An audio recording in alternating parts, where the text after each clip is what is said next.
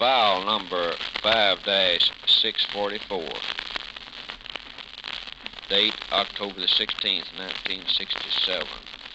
Status pending. Under title Unknown Subjects. Pauline, Pauline Pusser, Pusser, victim, Scott, Scott, Street, Adamsville, Adams, Ville, McNary, McNary, County, Tennessee. Under character of case, homicide. Report made by Warren, W-R-E-N, Jones, J-O-N-E-S, agent. John, J-O-H-N, Sloan, S-L-O-A-N, agent. Period of investigation, August the 12th, 1967 through October the 16th, 1967. Reference, none. This is initial report. Synopsis of facts. In response to a telephone call from an unknown man, McNary County Sheriff Buford, B-U-F-O-R-D, Pusser, P-U-S-S-E-R, accompanied by his wife Pauline, were driving west on the New Hope Road in McNary County, Tennessee, on or around 5:30 a.m. Saturday, August 12, 1967. Period. The unknown caller had requested Sheriff Pusser to come down the New Hope Road and he would find something big or important. Paragraph. As Sheriff Pusser and Pauline drove west on the New Hope Road, they were fired upon at two different locations by unknown occupants of a blue 1965 Cadillac, also traveling west with a .30 caliber carbine. Paragraph. Pauline Pusser was struck in her forehead by these .30 caliber bullets at both locations on the New Hope Road. She was killed at the scene of the second shooting, and Sheriff Pusser was struck in the left side of his lower jaw, knocking him over in his car seat. Paragraph. This Cadillac sped away after the carbine is believed to have jammed, and Sheriff Pusser leaped from his car and started toward the Cadillac. Under distribution, one copy, Will, W-I-L-L, Terry, T-E-R-R-Y, Abernathy, A-B-E-R-N-A-T-H-Y, District Attorney General. 2 copies, TBI files. Details. This investigation is predicated on a written request from the Honorable Will Terry Abernathy, District Attorney General, 13th Judicial Circuit. Attorney General Abernathy requested the Tennessee Bureau of Criminal Identification to conduct a comprehensive investigation to ascertain the facts and circumstances surrounding the murder of Pauline Pusser and the shooting of McNary County Sheriff Buford Pusser, which occurred on the New Hope Road in McNary County, Tennessee, on Saturday morning, August 12, 1967. Paragraph. McNary County Sheriff Buford Pusser, Scott Drive, Adamsville, Tennessee, telephone number 632-6190. Advised that on Friday night, August 11, 1967, he was on duty and did not arrive at his home until between 4:30 to 5 a.m. Saturday morning, August 12, 1967. Stated he had been at his home about 10 minutes when he got a telephone call at his home from an unknown man. The unknown man making this telephone call said, "This is a friend of yours. If you will come down on the State Line Road, you will run upon something either big or important. If you don't see it on the road, come on to Hollis, Hollis, Jordan's, Jordan, and I will see you there. Sheriff Pusser stated that as he had just got home, that he told this man on the phone that he had just got in and would give out, and asked if it was something that would wait until tomorrow. This unknown man said, "No, it won't be there tomorrow." The man said further, "I don't want to go into detail on the phone. There might be somebody listening that will tip them off." Sheriff Pusser stated again that he was tired, and this made him mad, and he told the man calling "okay" and slammed the telephone receiver down. After he had got home, and before receiving this telephone call, his wife Pauline told him that someone had called for him a while ago and wanted to talk to him and had said that it was important. Pauline Pusser did not know who this caller was. Sheriff Buford Pusser's daddy, Carl, C-A-R-L, Pusser, who stays overnight at the McNairy County Jail in Selmer, Tennessee, telephone number 645-3406 and 645-3407, advised that around 3:10 a.m. Saturday morning, August 12, 1967, he had received a telephone call from Pauline Pusser at their home in Adamsville, Tennessee. She wanted to know where her husband, Sheriff Buford Pusser, was. Carl Pusser states he radioed Sheriff Pusser in his automobile, and the sheriff told him to tell his wife he would be home before too long. Paragraph. Around 4 a.m., or possibly a little after, on that Saturday morning, August 12, 1967, Carl Pusser states he got another telephone call from an unknown man. This unknown caller told Carl Pusser that they needed the sheriff out on the New Hope Road as soon as they could get him out there. Carl Pusser says that his son, Sheriff Buford Pusser, had just got to his home in Adamsville, and he did not call Buford, as he didn't figure that this call was important. Paragraph.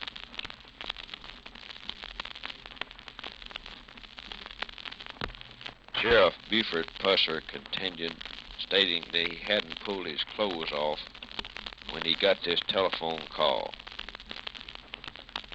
His wife, Pauline, had asked him if he wanted her to cook him some breakfast before the phone call and before he went to bed, and he had told her no, that he wasn't hungry. Then he received the telephone call from the unknown man in just a few minutes. He had pulled his shoes off, and when he put them back on, he was ready to go.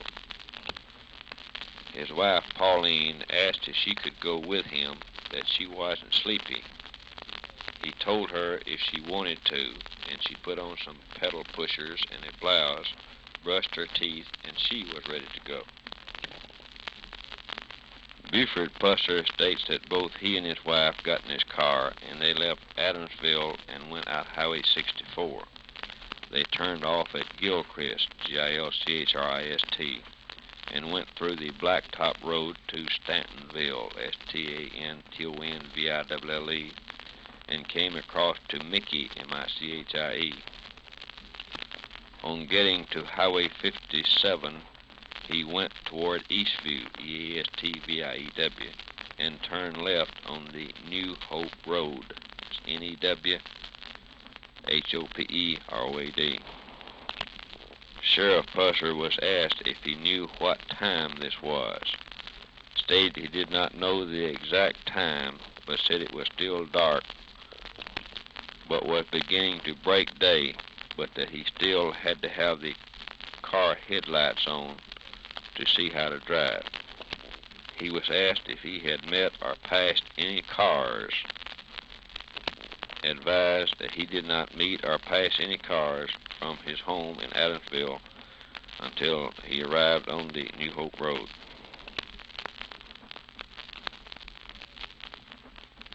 Speed he was traveling stated he had been going between 80 to 90 miles per hour, but that he had slowed down on the New Hope Road to about 50 miles per hour because of the condition of this road.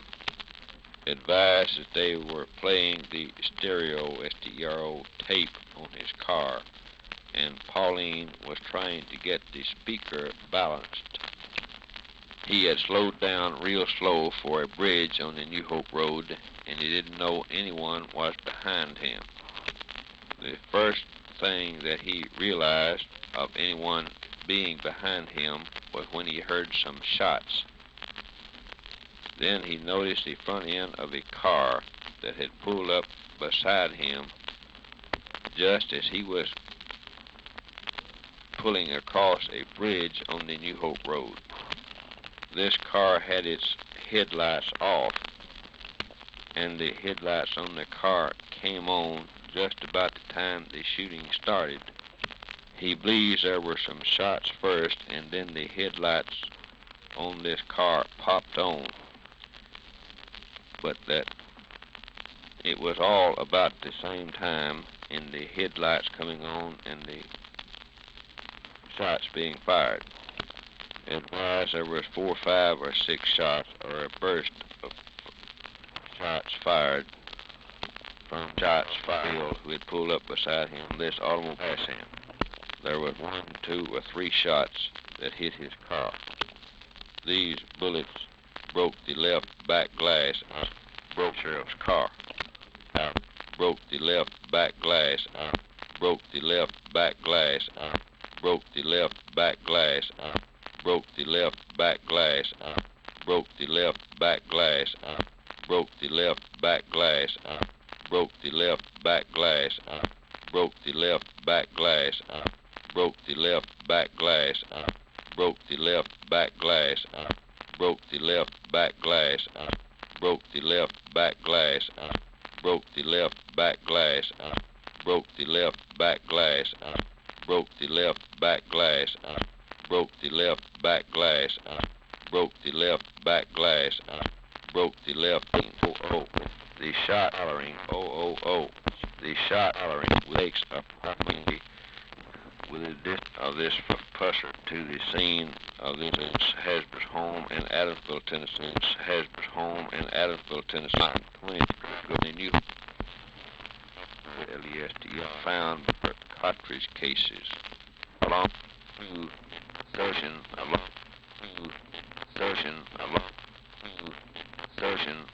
was found at this location. Ash was beside him, his car, and started shooting, and the occupant started up shooting in front of him, and he went on a good river car, and when he had went on, and he went on law, and he said he had punched her. She was bleeding over her, she coincided for no.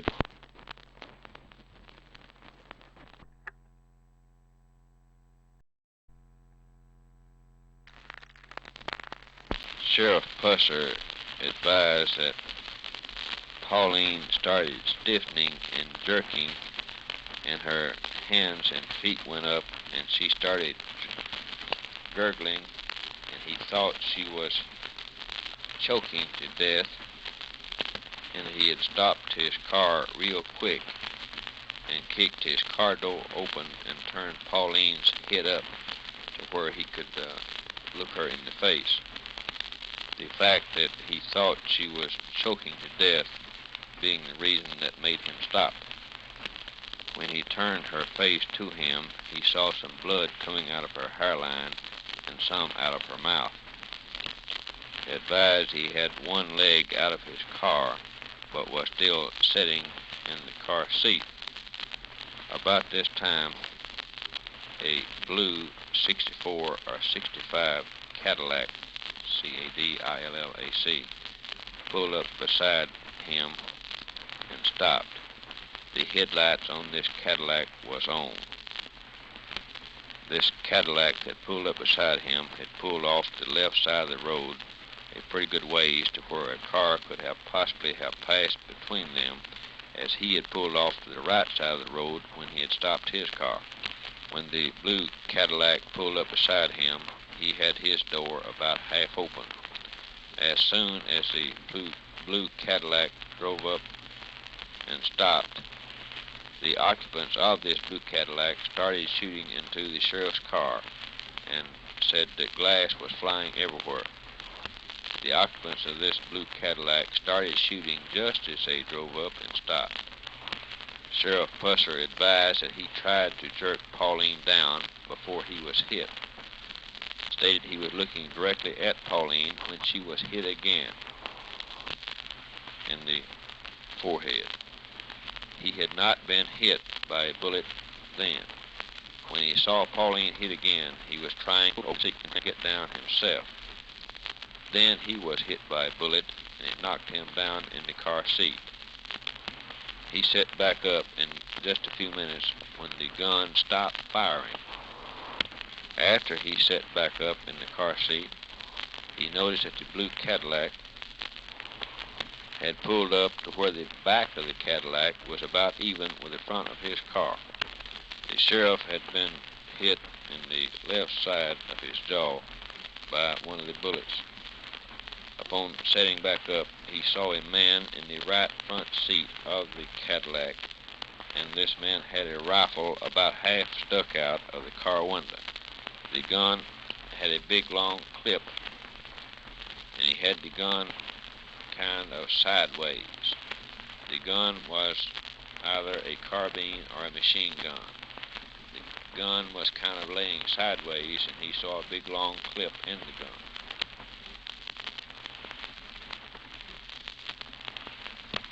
The sheriff advised that the man sitting in the car with a gun was looking at his car to see if he had got them, and was working the gun bolt like the gun had hung up. As soon as he sat back up and saw this, he got out of his car and made a lunge for the Cadillac. He was hollering as he made a lunge for the man with the gun in the Cadillac. The man in the car was working the gun bolt on the gun and saying to the driver of the Cadillac, "Get out of here, get out of here." At about this time, states that he believes they killed the car motor on the Cadillac. He got to the car window and had just got hold of the gun at the time the car motor on the Cadillac started, and the car started off and jerked him loose from the gun. The sheriff stated that he started seeing double, or just like in a dream, from the gunshot wound in his chin. He advised that when he got hold of the gun barrel, that the man holding the gun had leaned back into the Cadillac. After the car had started up and jerked him loose from the gun, that the Cadillac drove off, leaving the sheriff staying out in the New Hope Road. The Cadillac took off, going toward Highway 45. Agent's note.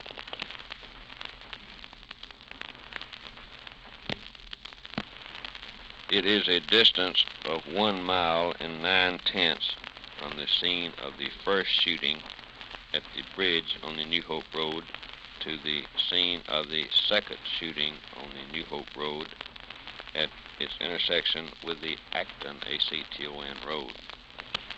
It is a distance of exactly 1 mile from the scene of the second shooting on the New Hope Road at its intersection with the Acton Road to U.S. Highway 45. Paragraph. That's that after this 6465 blue Cadillac had driven off toward Highway 45 on the New Hope Road, that he had gone back to his car and had to mind to get in his car trunk, as he did have a high-powered rifle in the trunk. He fumbled around and couldn't find the key to the trunk, and then he remembered that he had this trunk key on a key ring which was laying in the front seat of his car. After he had fumbled around a few seconds and couldn't find the key, it dawned on him that he had loaned this rifle, a 30-06, to Charles, C-H-R-E-L-L-E-S, Cox, C-O-X, a week or two before that. States that he then believes he got down in the ditch on Pauline's side of the car and was hollering for her. States that he then got back in his car and Pauline was laying in the seat with her head over toward the steering wheel. He straightened her up and put her head over against the window. Sheriff Pusser states he then took off in his car, thinking that he would catch the people in the Cadillac who had shot them and kill them. He knew he still had his shotgun in the car and had a .357 Magnum on his right hip. Stated the shotgun was laying in the front floorboard of his car and that he never did pick it up but just took off trying to catch this Cadillac. Advised that he tried to use his car radio and radio to report what had happened and to call for help while on the New Hope Road, but never could get anybody to answer him. Advised he couldn't hardly talk because of the injury to his jaw where he had been shot. Advised that when he got to Highway 45, he looked toward Corinth, C-O-R-I-N-T-H, Mississippi, and he didn't see the Cadillac, so he turned toward Selmer, S-E-L-M-E-R. He drove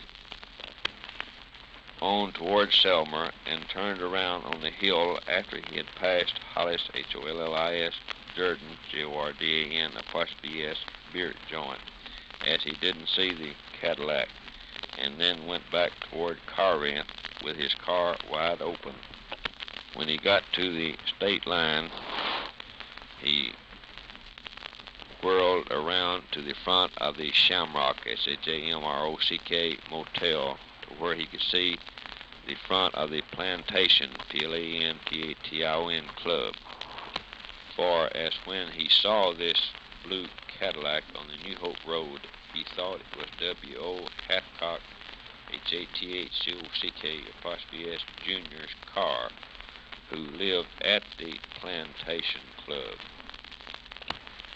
Advised upon looking over toward the Plantation Club that he saw 2 or 3 cars over at the club, but none of them fit the description of the blue Cadillac. When he did not see the blue Cadillac at the Plantation Club, he had it in mind to go down the state line gravel road that comes out at Acton, as he felt the Cadillac had possibly gone in this direction. Stated he missed this road as he was about to pass out, and instead of taking the gravel road that comes out of Acton, he had gone back out the New Hope Road.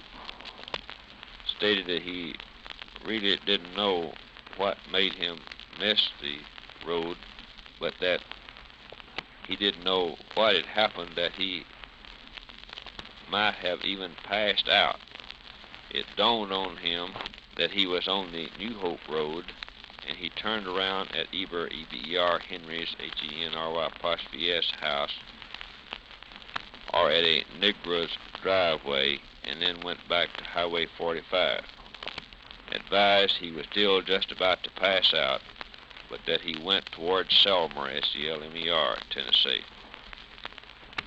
Stated that he stopped a time or two as he would get to where he couldn't see before he met the ones that met him.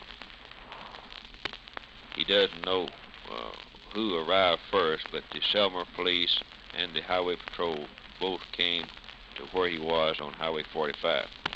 Sheriff Pusser advised that an ambulance arrived and carried he and Pauline on to Selmer in the ambulance. Sheriff Pusser advised that when he got to the Cadillac window and got hold of the gun, that he noticed somebody moving in the back seat of the Cadillac. The car had tinted glass, and he stated that he thought it was W. Hathcock Jr.'s blue Cadillac. Stated he noted there wasn't any license plates on the back of this blue Cadillac.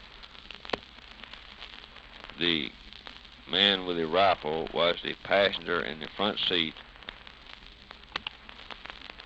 Stated he did not know the man, the passenger in the front seat, the one that had the rifle, but he feels sure he will know him if he sees him again. Advised that this man was a white male, aged between 30 to 40 years old.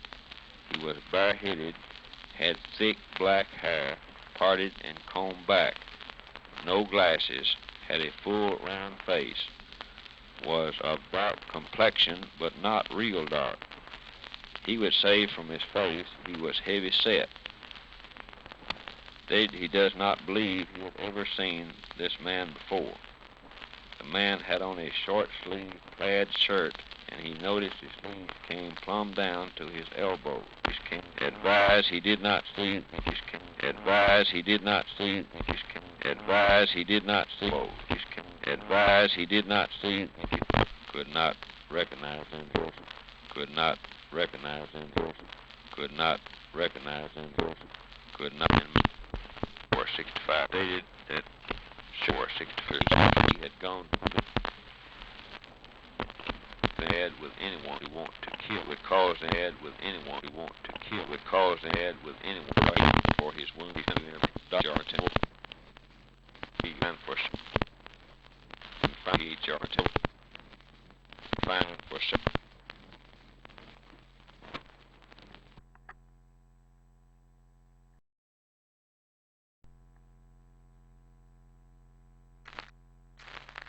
After he got out of the doctor's clinic, he had gone to Chicago, Illinois, where he had got a job. Upon arriving in Chicago, he had stayed with Jerry Wright, W-R-I-G-H-T, as he had met Jerry Wright in Selmer before going to Chicago. When he got to Chicago, he stayed with Jerry Wright's parents. Advised that after being in Chicago that he had met Marvin King Jr. and King and he and Jerry Wright became three good friends. After he had been in Chicago for a while, he couldn't get it off his mind about the way W. Hathcock Jr. had beat and cut him up and threw him out of the Plantation Club that night when he had tried to get the money back that they had cheated him out of while he was gambling. One night in 1959 or early 1960, after he checked in for work in Chicago, he decided to return to the Plantation Club and to kill W. Hathcock.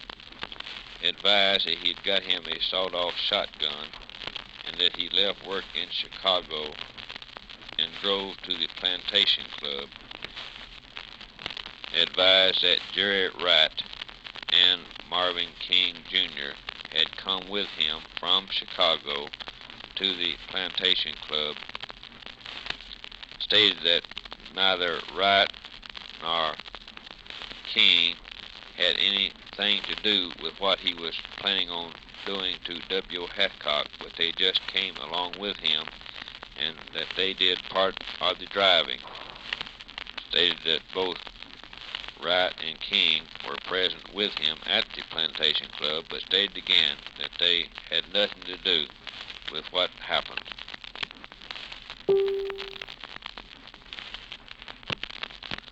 On his assault on W. Hathcock Jr. When the three of them arrived at the Plantation Club that night, that they all three went in, and there were several people at the Plantation Club, but no one, including W. Hathcock, knew who he was. Stated that he was wearing a hat and had on a coat and had a sawed-off shotgun that he had brought with him under the coat. The three of them stayed until after everybody had left, and W. Hathcock asked him if he wanted to gamble some. He told W.O. Hathcock that he didn't want to gamble, that he had come to kill him, and he pulled the sawed-off shotgun from under his coat. W.O. began to beg, and Pusser states he noticed a closed door and thought that W.O.'s wife, Larice, L-A-R-E-C-E, was there, and if he shot and killed W.O., that Larice would know or hear him. Instead of shooting W.O. Hathcock, he had knocked him in the head with his shotgun. W.O. had fell unconscious in the floor. Stated there was blood coming from where he had hit him in the head with his shotgun, and that he had stepped on and stomped both of W.O.'s arms. He does not know where he broke the arms or not, but that he did stomp on both arms. After doing this, he and Jerry Wright and Marvin King Jr. got back in the car and drove back to Chicago, Illinois. Stated that when they crossed the river at Cairo, Illinois, that they threw the sawed-off shotgun into the river on the river bridge. That later on, W.O. Hathcock Jr. had him arrested on a warrant that charged him with armed robbery, and he and Jerry Wright and Marvin King Jr. were all extradited from Chicago back to Corinth, Mississippi on these state warrants. Advised that they did not steal or take any money at all off of W.O. Hathcock, but had only hit him in the head with his shotgun and had stepped on his arms that he had previously described. Stated he learned that the reason he was charged with armed robbery was that no one would believe that anyone would dare beat up a Hathcock. When the grand jury met, they returned indictments against he and Jerry Wright and Marvin King Jr., charging them with armed robbery, and another indictment charging him with felonious assault on W.O. Hathcock. The armed robbery indictment came up first in circuit court at Corinth, Mississippi, and his lawyer played on this angle so big in circuit court that no one would dare beat up or to rob a Hathcock, that the court audience became so hilarious that the circuit judge was forced to clear the courtroom so that the trial could continue. His attorney had requested his employer from Chicago to come down as one of Buford Pusser's witnesses. His employer from Chicago had brought with him a card which showed that Buford Pusser was working at his job in Chicago at the time W.O. Hathcock said he was at the Plantation Club beating him up, and the jury returned a not guilty verdict against both he, Jerry Wright, and Marvin King Jr.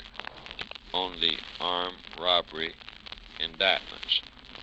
Advised he did not tell his lawyer what he had done, but that his lawyer thought that he was in Chicago working when he was defending him during this trial.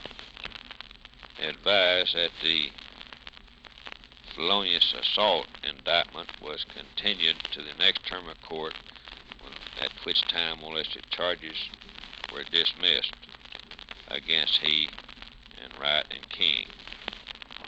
Stated he did not know why this indictment read of an assault with a pistol on W.O. Hathcock, as they did not have a pistol with them, but did have the sawed-off shotgun with which he hit W.O. Hathcock with. Stated again that he did not take a dime off of W.O. Hathcock and did not understand why he was, or why they were indicted for armed robbery of over $1,100 from Hathcock, for as stated, they did not take a dime off of him. Advised that when they arrested him in Chicago, that at this time he had moved out into an apartment with his brother John Pusser. When the Chicago police came to arrest him, they found the sawed-off shotgun barrel and the sawed-off stock of the shotgun. He felt confident that the Chicago police would make a notation of this in their records, as they made several comments when they had found the sawed-off shotgun barrel and sawed-off shotgun stock. And sawed-off agent's note. Paragraph. Circuit Court records, Corinth, Mississippi, reveal that on indictment number 8954, that Buford, B-U-F-O-R-D, Pusser, P-U-S-S-E-R, and Jerry, J-E-R-R-Y, Wright, W-I-G-H-T, and Marvin, M-A-R-V-I-N, King, K-I-N-G, Jr., in said Alcorn County, Mississippi, on January the 25th, 1960, did feloniously make an assault on W. Hathcock, Jr., and him the said W. Hathcock, Jr. did then and there feloniously by violence and force overcome, and from the person of said W. Hathcock, Jr., and against his will did then and there feloniously and violently take, steal, and carry away the personal property of the said W. Hathcock, Jr., cash in the amount of $1,176 of good and lawful money of the United States. Paragraph. On January the 30th, 1960, the Circuit Court jury, Corinth, Mississippi, returned a not guilty verdict on this indictment. Paragraph. Indictment number 8955, which charged Buford Pusser and Jerry Wright and Marvin King, Jr. in said Alcorn County, Mississippi, on the 25th day of January 1967, with felonious assault with a deadly weapon, to wit, a pistol, and with said pistol did then and there willfully and feloniously strike and wound the said W. Hathcock, Jr., with intent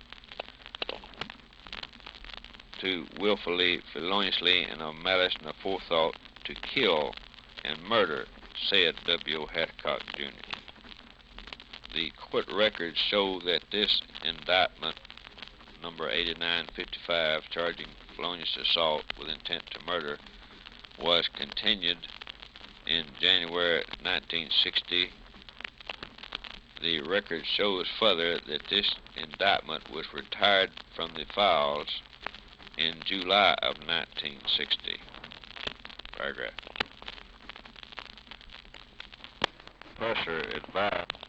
Buford Pusser advised that after he was elected sheriff of McNair County, Tennessee, that the extreme ill feeling between he and W. Hathcock, Jr. continued to exist. After he was forced to shoot and kill Louise Hathcock at the Shamrock Motel, that W.O. Hathcock and Howard Bunch had bought the Shamrock Motel on the west side of Highway 45 and had bought 2 service stations and the White Irish Cafe on the east side of Highway 45 at the Tennessee and Mississippi state lines. W. Hathcock's wife, Larice, L-A-R-E-C-E, had applied for and obtained a beer license for the White Irish Cafe. He had heard that W. Hathcock had to pay the beer board over $1,000 in order to obtain this beer license. W. and Larice Hathcock had hired Bobby Floyd and some other man, parentheses, Ray Austin, A-U-S-T-I-N, parentheses, to run the White Irish Cafe for them. They had the White Irish Cafe open a few days when in May 1967 he had gone into the White Irish Cafe one night by himself. Bobby Floyd, Ray Austin, and a woman he believes to be Billy Sue White, and Larice, L-A-R-E-C-E, Hathcock, Jr., and Lex, L-E-X, Fraley, F-R-A-L-E-Y, was there when he went in. W. Hathcock had stepped out and was not there at the time. He told Bobby Floyd that that the thing to do anything but a whore. The best thing to do was to close the place up. As stated, Clarice Hathcock and Billy Sue White and Lex White were there, and Lex White at a beer tavern for him to operating a beer tavern for him to operate cannot been open for business that night. Force Charles Louise Hathcock sent him word from Motel. Entry minutes were in the bill. Penetrating someone that's federal liquor to Lee, his wife, might happen to Lee. Sheriff Louise Hathcock not was a rumor and information was said around. Boy, but his information was good. He had also heard to him. Douglas White, W. heard that him. All bought the Shamrock and Howard Hathens had service station, hired hotel $1,000. Rest under after he had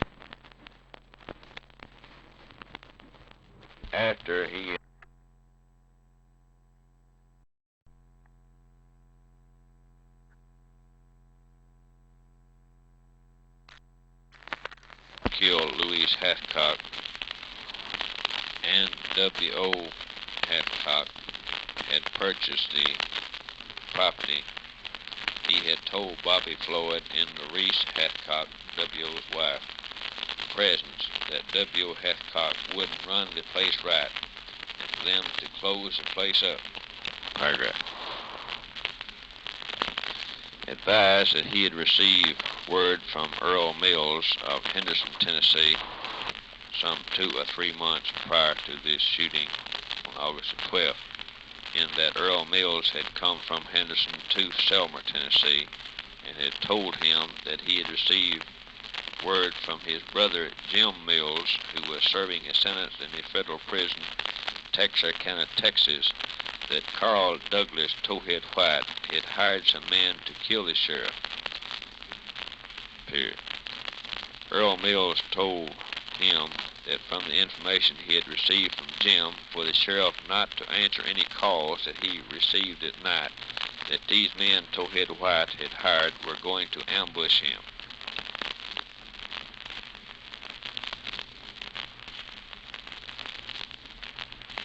Paragraph. Earl Mills, Henderson, Tennessee, was interviewed by Agent Jones. Earl stated his brother Jim Mills was serving a sentence in the federal prison, Texarkana, Texas. Jim had told his wife while she was there visiting him for her to tell Earl to go and tell Sheriff Pusser that he was going to get a call or be called out at night, for the sheriff not to answer this call as they were fixing to kill him. Jim told his wife that he would talk if somebody would come to see him in the prison. Stated that he had gone to the sheriff's office in Selmer and related to Buford Pusser the information that Jim had passed on to him. Paragraph. Jim Mills, MLLS, inmate at the Federal Correctional Institute at Texarkana, Texas, was interviewed on August 15, 1967 by Agent Jones. Jim Mills stated that Jack Reed Newton, NEWTON, who was also serving a sentence at the Texarkana Federal Prison and had been sent up with Carl Douglas Towhead White, had told him that Sheriff Pusser was going to be set up to be killed and that he would tell him later on who and how he was going to be killed. Stated Newton didn't tell him who it was, but said he knew the man who was going to kill Sheriff Pusser. Mills said Newton had told him that Towhead White had told Newton about Pusser going to be set up to be killed. Newton told Jim Mills that he knew the time, the place, and the men who were going to do it, but Mills stated Newton never would tell him who, when, or how it was going to happen. Jim Mills continued, stating that he had sent word by his wife for her to have his brother Earl Mills at Henderson to go down to Selmer and tell Sheriff Pusser about this. Jim Mills stated further that he had also related this information to some FBI agents who were visiting at this prison. Jim Mills stated again that Newton did not tell him and he had no idea who the gunman was that Towhead White was supposed to get to shoot Sheriff Buford Pusser. Said Jack Reed Newton was the only man he knew of that knew who the trigger man was to be. On August the 15th, 1967, Jack Reed Newton, in WTON, inmate at the Federal Correctional Institution, Texarkana, Texas, was interviewed by State of Mississippi criminal investigator Rex Armstead, A-R-M-I-S-T-A-D, and Warden Daggett, D-A-G-G-E-T-T, at said federal prison. Newton advised that he had heard Carl Douglas Towhead White make a deal with Donald, D-O-N-A-L-D, Dawson, D-A-W-S-O-N, and Albert, A-L-B-E-R-T, McDonald, M-C-D-O-N-A-L-D, to kill Sheriff Buford Pusser when they got out of the federal prison. Newton said he did not know the price for this killing, as he had not heard it mentioned, but he had heard White make the deal with Dawson and McDonald for them to do the job when they were released from the federal prison. Paragraph. Warden Loren, L-O-R-E-N, E-period, Daggett, D-A-G-G-E-T-T, Federal Correctional Institute, Texarkana, Texas, advised Donald Dawson was released from this federal prison on December 21st, 1966, on expiration of his sentence. Donald Dawson now lives at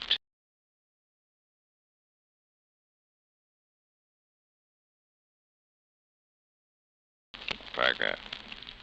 Albert McDonald, M-C-D-O-N-A-L-D, was paroled from this federal prison on April 3rd, 1967, under the supervision of Howard N. Scott, S-C-O-T-T, U.S. Probation Officer, Post Office Box 1287, Tulsa, T-U-L-S-A, Oklahoma.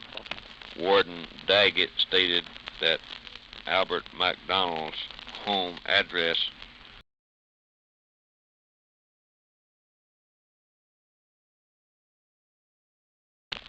The warden stated further that in his opinion, Albert McDonald was capable of committing murder. Paragraph. Warden Daggett also made available photographs of Donald Dawson and Albert McDonald to Agent Jones. In returning to Memphis, Tennessee, Agent Jones obtained Sheriff Pusser's doctor, Dr. Rufus E. Craver's permission, and showed Sheriff Pusser a group of photographs at the Baptist Hospital where the sheriff was confined. This group of photographs, including the photographs of Donald Dawson and Albert McDonald.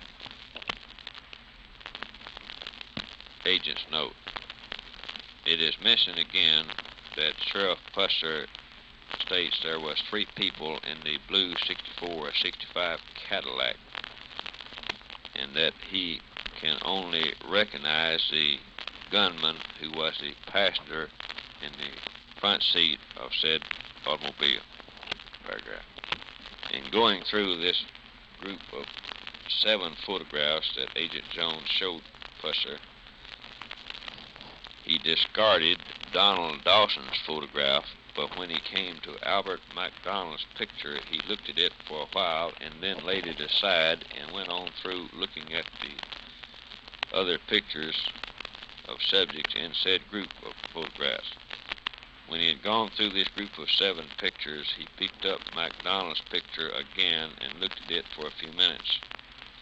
Agent Jones was not saying anything while Sheriff Pusser was looking at said pictures.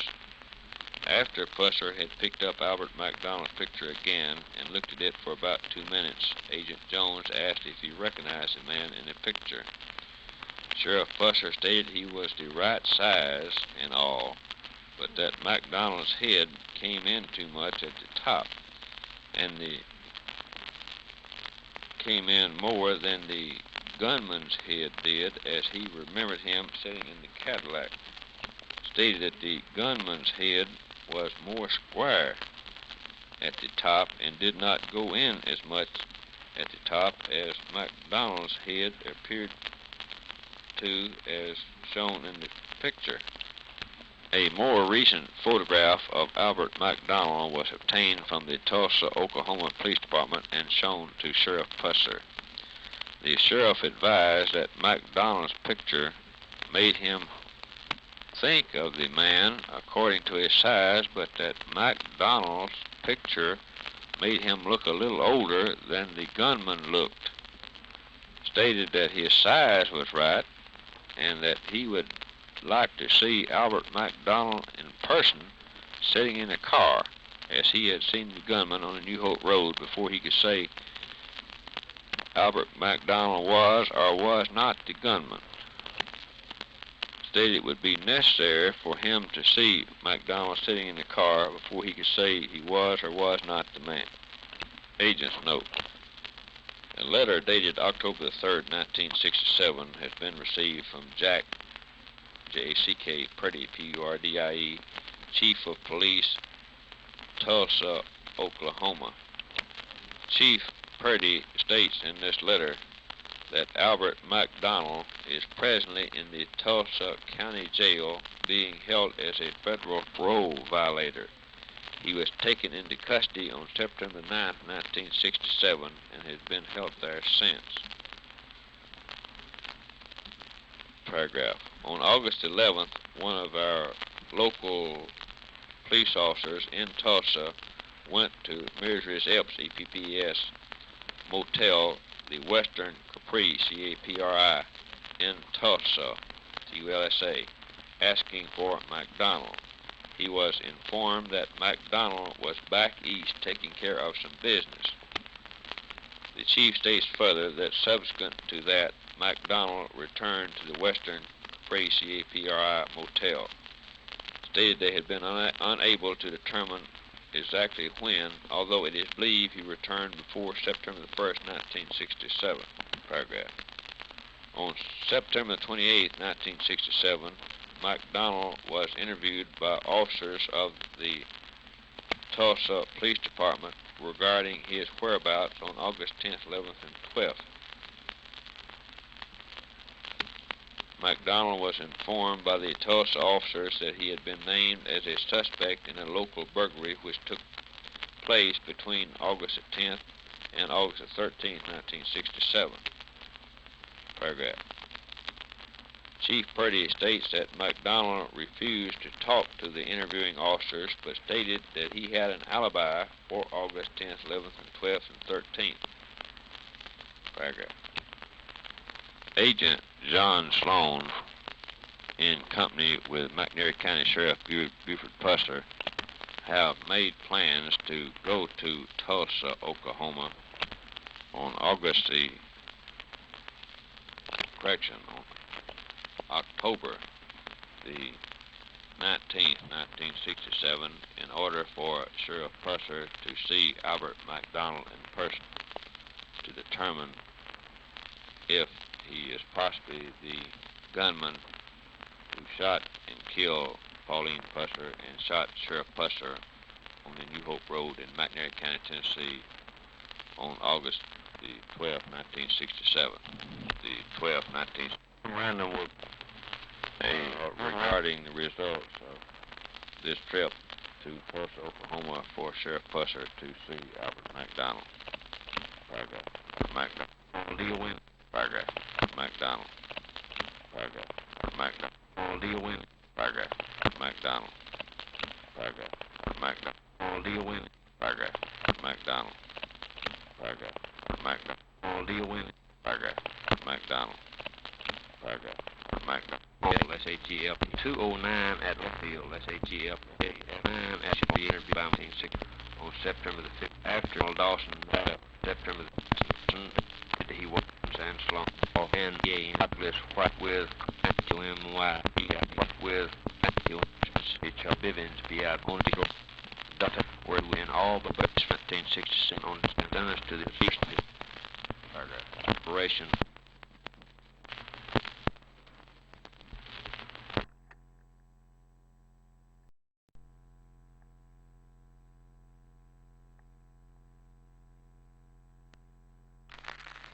Denied that Carl Douglas White had tried to get him to kill Sheriff Buford Pusser when he was released from the federal reformatory at Texarkana, Texas.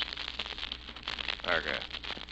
Dawson was asked if he could account for himself on Friday night, August 11, 1967, and Saturday, August 12, 1967.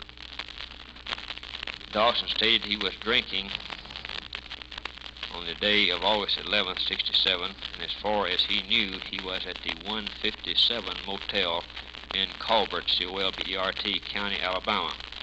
Said he got to the 157 Motel around noon Friday, August 11, 67, and stayed there until around 4 or 4:30 a.m. Saturday morning, August 12, 1967, when he left there and went to his home in Sheffield, Alabama. The first thing he knew of the shooting was when he read it in the newspaper on either Sunday or Monday after the shooting. Said he was at his home in Sheffield, Alabama, when he read of this account in the newspaper. Paragraph. Dawson was asked if he had any witnesses that could verify that he was at the 157 Motel on Friday night, August 11, 1967. Dawson stated he supposed someone would remember his having been there, but that he was drinking and did not recall who else was there that night. Paragraph. Dawson continued to deny that Carl Douglas White had tried to get him to kill Sheriff Pusser. Period. After being asked, Dawson stated he would take a lie detector test, but would have to be given him in Alabama, that he would not come to the state of Tennessee to take said lie test. Paragraph. On Saturday afternoon, August the 19th, 1967, Billy, B-I-L-L-I-E, Sue, S-U-E, Johnson, J-O-H-N-S-O-N, alias Billy Sue White,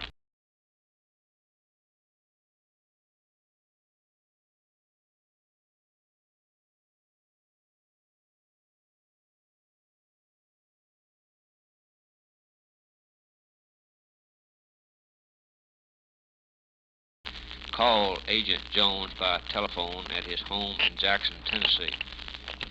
Billy Sue said she had just come from visiting Carl Douglas White at the federal penitentiary in Atlanta, Georgia. White had asked her to call Agent Jones and asked him to come to see him at this federal prison in Atlanta, Georgia. Billy Sue was asked what White wanted, and she said she could not discuss what he wanted on the phone, but White had told her to tell me, or Jones, that it was important for Jones to come to see him. After Jones's insistence on wanting to know what White wanted and why he wanted to see him, Billy Sue continued, stating she could not say, but repeated that White said it was important for Jones to come to see him. Agent Jones told Billy Sue that he would have to check with his Nashville office before making an out-of-state trip, and in order to obtain the telephone number she was at, asked her what number could he call her back at after he'd checked with his Nashville office. Billy Sue gave telephone number as the telephone number she could be reached at. Paragraph. Agent's note. A check with the Southern Bell Telephone Company revealed phone is an unlisted number to Anna, A-N-N-A, Roberts, R-O-B-E-R-T-S,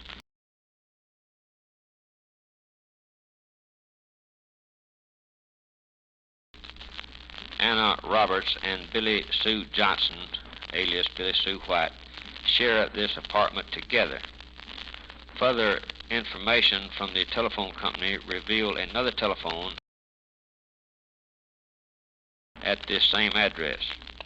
Agent Jones has called both of these telephone numbers and talked to Billy Sue. Paragraph. On Wednesday, August 23, 1967, Agent Warren Jones went to the federal prison at Atlanta, Georgia, in order to interview Carl Douglas White. Upon arriving at said federal prison, it was ascertained that the warden, Q. G. Blackwell, B-L-A-C-K-W-L-L, was not there, and Agent Jones talked with Assistant Wardens J.W. Land, L-A-N-D, and D.M. Hacker, H-A-C-K-E-R. It was ascertained from these two assistant wardens that Carl Douglas White's prison number was 90288. Before talking with Carl Douglas White, his prison record was reviewed by Agent Jones, and it was ascertained that Billy Sue White had visited Carl Douglas White on February the 2nd, March the 3rd, April the 4th, and May the 7th, 1967. She had also visited during the month of July 1967, but the date was not shown. Billy Sue had again visited Carl Douglas White on August the 8th and August the 19th and August the 22nd, 1967, paragraph. Other visitors with Carl Douglas White were Robert Anderson, who had visited on March the 6th and March the 7th, 1967. Another visitor was Carl Douglas White's sister, Pat White, who visited him on May the 29th, 1967, in company with a J.R. Works, D-O-R-K-S, who, as stated, visited with Pat White.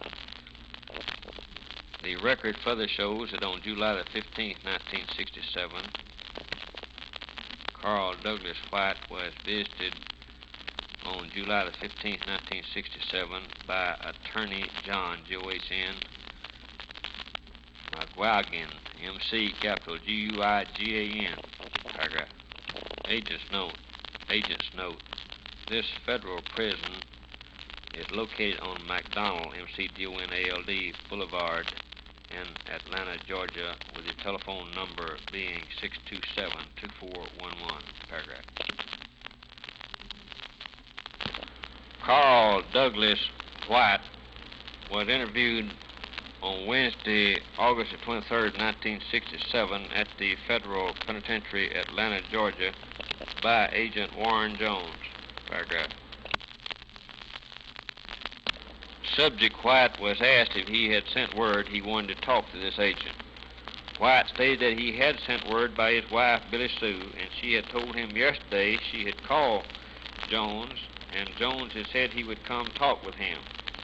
White was then advised of his civil rights by Agent Jones and was asked why he had sent word that he wanted to see me.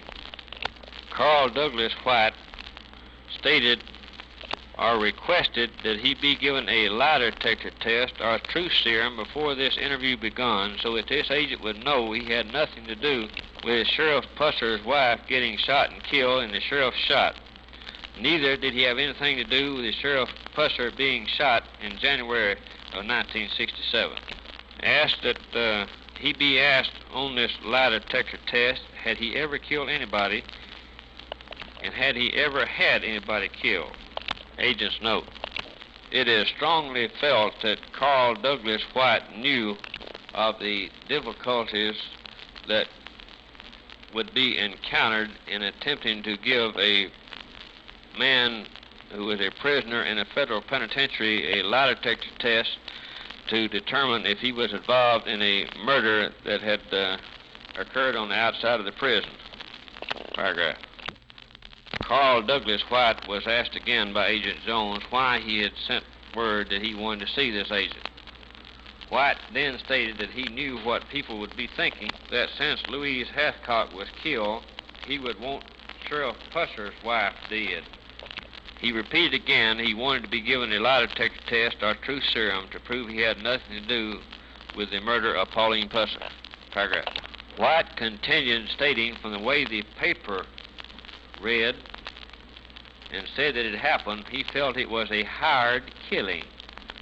He had nothing to do with it and knew nothing about it at this time. Paragraph. He felt W.O. Hathcock and Howard Bunce would have to furnish the money for this hired killing if that was what it was. Again, he repeated during this interview he wanted to take a lie detector test to prove he was not involved. White stated that he had liked Louise Hathcock, but the main reason he took up with her was for the money he was making. Stated he was making between $12,000 to $1,500 a month on the razzle-dazzle game and selling beer and whiskey while he was there at the Shamrock Motel with her. White was asked again why he had sent word he wanted to see this agent. He stated again that he wanted to prove to this agent that he was not involved in the murder of Pauline Pusser. Agent's note. It appeared to Agent Jones that Carl Douglas White was merely seeking any information that might have been developed from him or about him concerning the murder of Pauline Pusser and the shooting of Sheriff Buford Pusser, period. This agent gave no information of any kind to Carl Douglas White, but merely asked questions and are recording White's answers, paragraph. Carl Douglas White was asked if he made arrangements with Donald Dawson and Albert McDonald about killing Sheriff Buford Pusser while they were all three confined in the federal prison at Texarkana, Texas. Carl Douglas White said he did not make any arrangements with Donald Dawson or Albert McBride to kill Buford Pusser. Again stated he wanted to be asked this on a lie detector test, paragraph. White then stated that he and Buford Pusser had a deal worked out, that he himself had handed Buford $500 for the whiskey still that he had put in Tennessee. Jake, J-A-K-E, Blanton, B-L-A-T-O-N, came and got $200 per month for the wholesale whiskey business he was operating at the Shamrock Motel. Jake Blanton came and told him and Louise that Buford Pusser had told him to tell them they were going to have a joint raid back when Tennessee and Mississippi raided them. White claimed he had hidden a large amount of whiskey before this joint raid. Agent's note. Sheriff Buford Pusser advised that this is absolutely not true. Agent Jones was along on this joint raid when Tennessee and Mississippi raided the Shamrock Motel and is aware that a large amount of whiskey, some 57 cases, were located in a 62 Ford truck, and further that some whiskey was found in a 1961 Cadillac. This truckload of whiskey and the 60 in the Cadillac were confiscated by the state of Tennessee. The whiskey confiscated in the Cadillac car and the 62 Ford truck sold at public auction by the Tennessee State Alcohol Tax Division. Paragraph. This agent asked Carl Douglas White if he had been notified as he claimed, why did we catch a case of whiskey in the 63 Cadillac and a large Cadillac, a case of whiskey in the 63 Cadillac, a case of whiskey in the 63 Cadillac, a case of whiskey in the 63 Cadillac, and a 63 Cadillac, and a large Cadillac, and a large Cadillac, and a large Cadillac, whiskey in the 62 Ford truck. Question, and then said, before answering Louise Hathcock, Louise Hathcock then said to find something so we would not know that they had been tipped off. White then claimed that he had moved a large quantity of whiskey before this joint raid was claimed that he had moved a large claim that he had moved. Paragraph.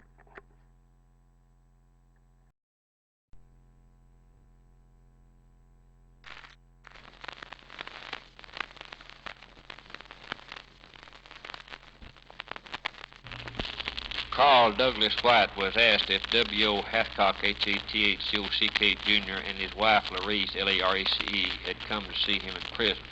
His answer was that W.O. and wife had come to see him 4 or 5 times in prison at Texarkana, Texas, and they had come to see him once at Maxwell Field, Alabama. But they had not been to see him while he had been at the prison in Atlanta, Georgia. Paragraph. White was asked if W.O. had ever talked to him about killing or getting Sheriff Pusser killed. White said that W.O. never did mention or asked him to help set Buford Pusser up for killing him. He thought W.O. was just making talk, but he had heard W.O. talking about Buford Pusser at the quotation mark, the motherfucker needs killing, quotation mark, period. Agent's note. Sheriff Buford Pusser advises that Carl Douglas White told him that W.O. Hathcock Jr. tried to get White to come to Chicago to kill Sheriff Pusser back in 1959 or early 1960 when the sheriff had gone to Chicago after he had assaulted W.O. Hathcock with a shotgun, as brought out in a prior report. Paragraph. Carl Douglas White continued, stating he knew that it was thought that he had killed Pauline Pusser, but stated it was not so. Stated again that he wanted to take a lie detector test to prove that it was not so. White stated then that he would help find out who did it, and he did not want any reward, and that he did not want it put in the paper that he had had anything to do with catching the killer, and that he definitely wanted to put in the paper that he had nothing to do with the murder of Pauline Pusser. Carl Douglas White was asked when his present girlfriend or wife, Billy Sue, had come to Atlanta, Georgia. White stated that around 1 month ago she came to Atlanta. Stated he had known her for a long time around Corinth, Mississippi. When Billy Sue came to Atlanta, he knew Anna Roberts, and he got his lawyer to contact Anna, and she and Billy Sue shared an apartment together.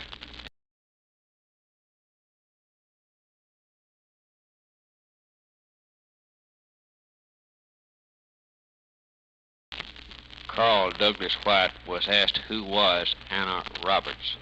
He stated Anna had been living with Henry Salisbury.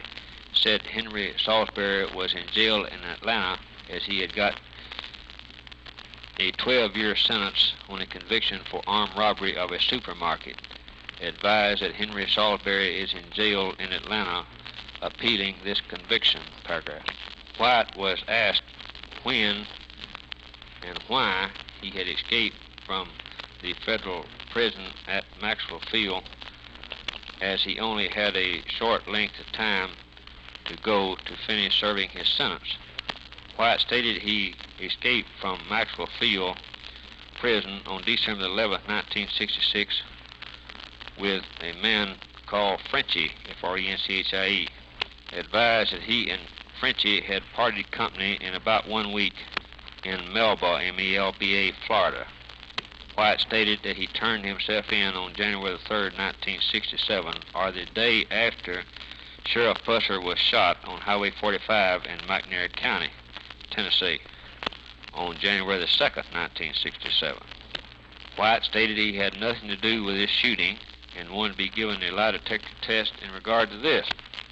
Advised that W.O. Hathcock and Howard Bunce had contacted him at the federal prison and told him that for $150,000 they could buy the Shamrock Motel and the White Irish and the 2 service stations, as the government was going to sell them because of some bad back taxes that Louise Hathcock owed, or some back taxes that Jack Hathcock owed that Louise had been paying on. And since that she was killed, that the government was going to sell this property to collect these back taxes. W.O. and Howard Bunch had told him that they'd go in 3 ways, with each putting up $50,000, making a total of $150,000, and then they could buy this property. Carl Douglas White stated that he gave W.O. Hathcock Jr. and Howard Bunch his $50,000 and they are supposed to have put it in a bank in Mississippi, with the $50,000 being the third of the amount that it took to buy the Shamrock Motel and other property. Stated that W.O. Hathcock and Howard Bunch came back a week later after he'd put up this $50,000 and told him that the deed was only going to read $100,000, that it was taking the $50,000 in order to work the deal out for them to buy this property. After they left, he got to thinking about it and figured that they was trying to swindle him, so he wrote them a letter and asked them to come back to see him.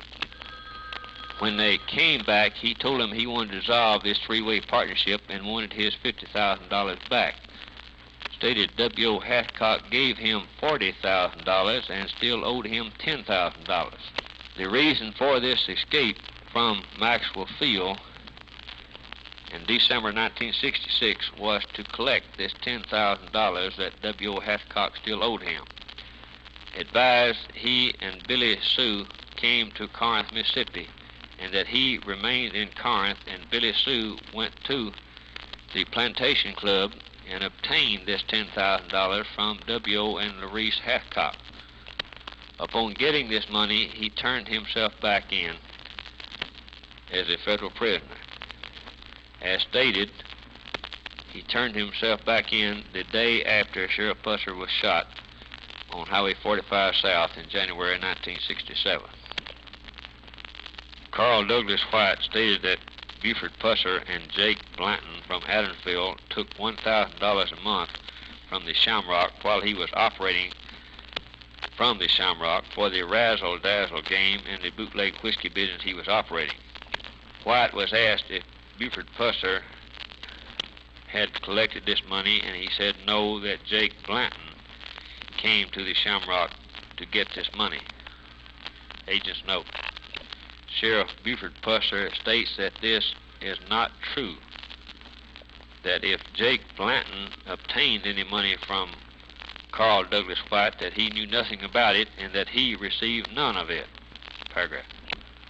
Carl Douglas White was told by Agent Jones that this agent had received a rumor that Buford Pusser had put a gun on him and threatened to kill him while he was living at the Shamrock Motel with Louise Hathcock. He was asked if this was so. White said that around 6 months before October 27, 1965, when he was sent up as a federal prisoner, he and Buford were both going with the same woman. He would not name her, but finally said this was a Negro woman. The Negro woman told Buford Pusser that he, Carl White, had told her that he would give her money to make pictures of her and Buford in bed together. Carl White said this was a lie, that he was doing all he wanted to and had not asked this Negro woman to do this. Carl White was asked if he was going with Negro woman, and with some hesitation finally admitted he was. Paragraph. White continued, stating that Buford Pusser came to the Shamrock Motel and told him to get in his car. After he got in the car, Sheriff Pusser drove toward Eastview. Stated the sheriff was drinking and had a magnum in his hand, and he started cocking the gun. Sheriff Pusser asked him if he had a gun, and he told him no. Pusser told him they'll find one on you when they find you. Then Pusser told him about the picture taking with this Negro woman. White stated they were both going with this Negro woman. Stated that he did not know, but that he believed some Negroes possibly shot Buford Pusser back in 1967 because they had learned that he was going with this Negro woman. White was asked if this be true, then why didn't they shoot him too, as he had admitted going with this Negro woman himself. White stated he did not know the answer to this question. White stated that he knew this agent felt that he had helped Louise Hathcock kill Jack Hathcock. Stated that he had not and wanted to take a lie detector test on this. That actually what happened was that Louise Hathcock had killed Jack by herself. Jack was drunk in the time, as he and Jack had been drinking together. before Jack went by himself over to the motel where Louise shot and killed him.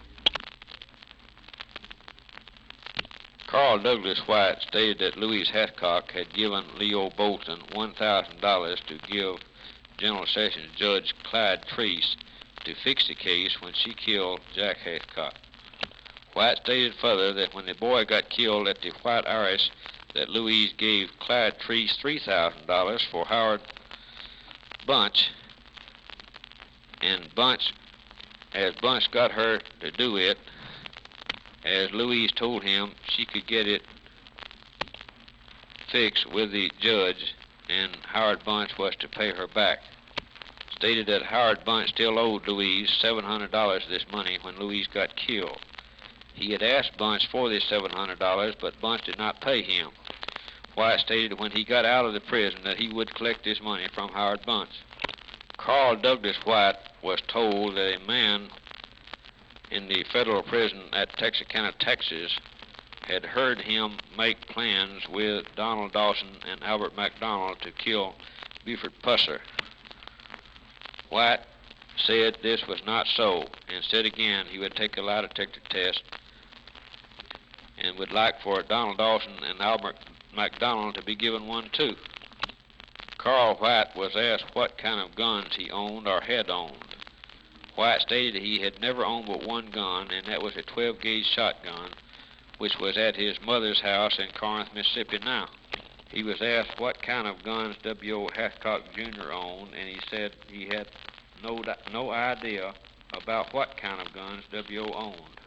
Carl White was asked who went up with him on the liquor conspiracy charge, for which he is now serving time for. Carl White stated that actually he furnished the money for this whiskey operation, and that Donald Dawson and Bobby Jean Vandiver did the making of the whiskey, and Jack Newton was helping them out. Carl Douglas White voluntarily stated that he was the only one who could get information from W.O. Hathcock as to who the triggerman was that did the shooting when Pauline Pusser was killed.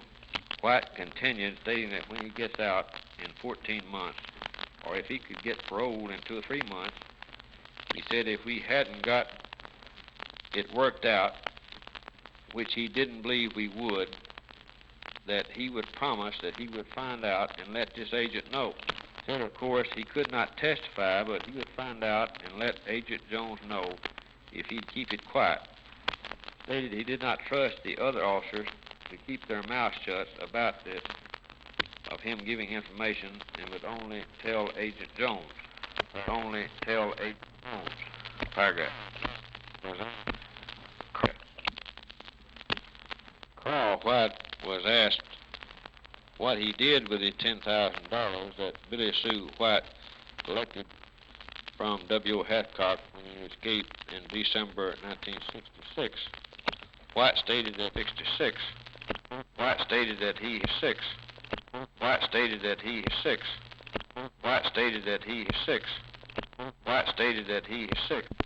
trials at the trials, and also continued to Art Merkel, sheriff on his political to kill Finn. Only two he asked who he is in jail with his he stunned that it never would be avoid with gunmen.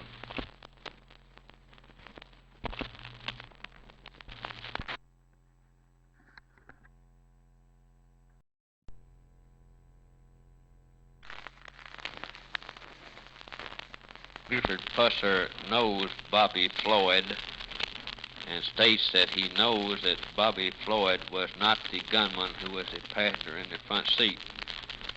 He repeated again that the driver of this Cadillac and the passenger in the back seat he did not see well enough to know where he knew them or not. Paragraph. At the completion of the interview with Carl Douglas White at the federal prison in Atlanta, Georgia, it was ascertained that Warden Q.C. Blackwell, B-L-A-C-K-W-W-L, was not there that day, and Agent Jones again talked with Assistant Wardens J.W. Land, L-A-N-D, and D.M. Hacker, H-A-C-K-E-R. Agent Jones mentioned to these assistant wardens that he would like to give Carl Douglas White a lie detector test in connection with or to see if he had any knowledge of the Pusser shooting in McNairy County, Tennessee. Both Assistant Wardens Land and Hacker stated this had never been done before, that is, to give a federal prisoner a lie detector test to see if he was involved in a crime while he was serving time in federal prison. They both stated this permission would have to come from Warden Blackwell, who they stated was not there that day. Paragraph. Director W.E. Hopton and Agent Jones both feel it important to give Carl Douglas White as well as Billy Sue Johnson, alias Billy Sue White, a polygraph test in connection with this murder. Director Hopton had been requested to contact Warden Q.C. Blackwell at the federal prison, Atlanta, Georgia, and make the necessary arrangements to give Carl Douglas White this polygraph test. Paragraph. Billy Sue Johnson, alias Billy Sue White, has been asked by Agent Jones if she would freely and voluntarily take a polygraph or lie detector test and be asked questions regarding this murder. This being asked when Billy Sue Johnson telephoned Agent Jones at the sheriff's office in Selmer, Tennessee. Billy Sue Johnson stated on the first two occasions that she would take the polygraph test after and not before Carl Douglas White had taken his.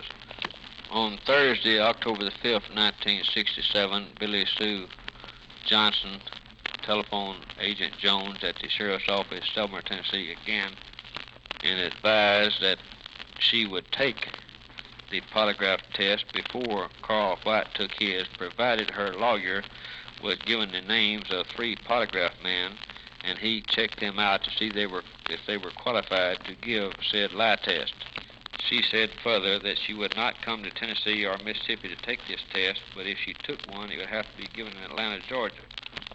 Agent Jones told Billy Sue Johnson that she knew that the state of Tennessee would not have a man operating the polygraph machine that was not qualified to do so. She again repeated that before she took this lie test, her lawyer would have to be furnished 3 names of lie detector operators, and after he had checked them out and found out they were qualified to give said lie test, then and only then would she take a lie test. After this had been discussed for a few minutes on the telephone, she then, in a hesitant voice, asked, "Tell me, what have you found out?" It was obvious from the tone of her voice that this is the primary reason that she telephoned, was to find out if any information had been developed regarding the investigation of this murder case. Paragraph.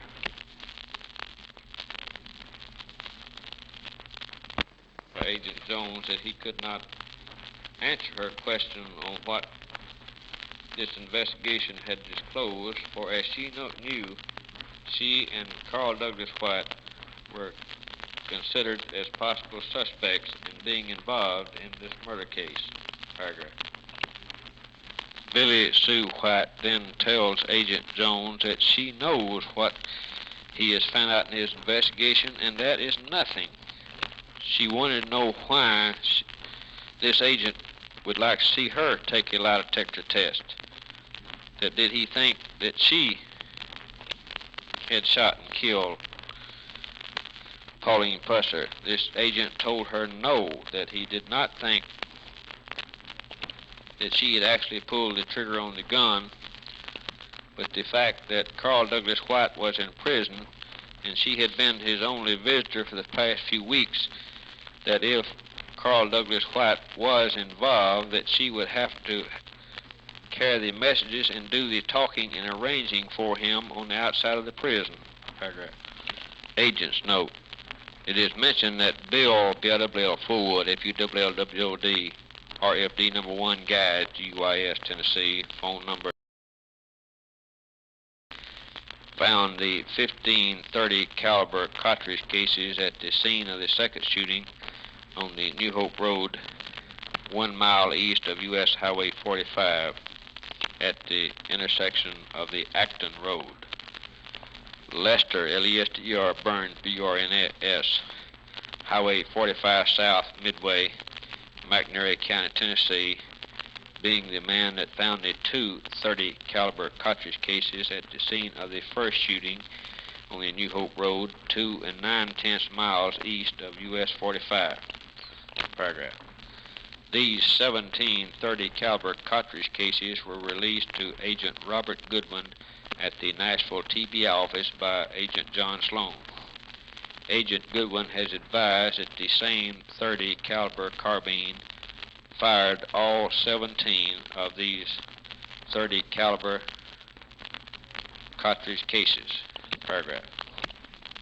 On July the 11th, 1966, Mrs. W.O. Hathcock, Jr. made application for a title for a 1965 Cadillac Fleetwood four-door sedan and identification number M. Mary-5188022. Tennessee license number I. Ida M. Mary 1389, with this car title number being 114-90869. Also, W. Hathcock Jr. purchased this car from Johnson Motors, Highway 72, Corinth, Mississippi, on July the 11th, 1966, and on the same date, July 11, 1966, Mrs. W. Hathcock made application for title. Johnson Motors of Corinth purchased the car from a Clarence, C-L-A-R-E-N-C-E, Herman, H-E-R-M-A-N, Rockham, R-O-C-H-M,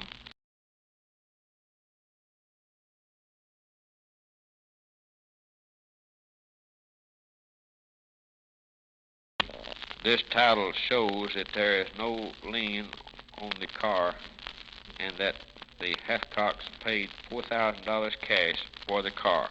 Paragraph. This being the 1965 blue Cadillac that Sheriff Buford Pusser thinks or believes was the car that the gunmen were in at the time the shooting occurred on the New Hope Road on August the 12th, 1967. Paragraph. It was ascertained that W. Hathcock Jr. did not have this 1965 blue Cadillac in his possession on Monday, August the 14th, 1967. Further investigation regarding this car revealed the following. Tom, T-O-M, Lines, L-Y-O-N-S, Tupelo, T-U-P-E-L-O, Mississippi, of the Lines, L-Y-O-N-S, Motor Company, phone number, was interviewed Monday, August the 28th, 1967. Paragraph. Lines advised he had been in the car business for the past 20 years. Stated he had known W. Hathcock Jr. for around the past 2 years and had been buying cars from him during this length of time. He had only bought one car at a time from W. Hathcock in the past until on either August the 8th or August the 9th, 1967, W. Hathcock Jr. and some man he did not know came to see him in Tupelo to sell him a gray 66 Coupe de Ville Cadillac that they were driving at the time. W. Hathcock Jr. told him about a 66 Bonneville Pontiac that he also had that he wanted to sell. Paragraph. Agent's note. It has been ascertained that Jimmy Barker, Corinth, Mississippi, was a man with W. Hathcock Jr. when they drove to Tupelo, Mississippi to sell Tom Lines these cars. Paragraph.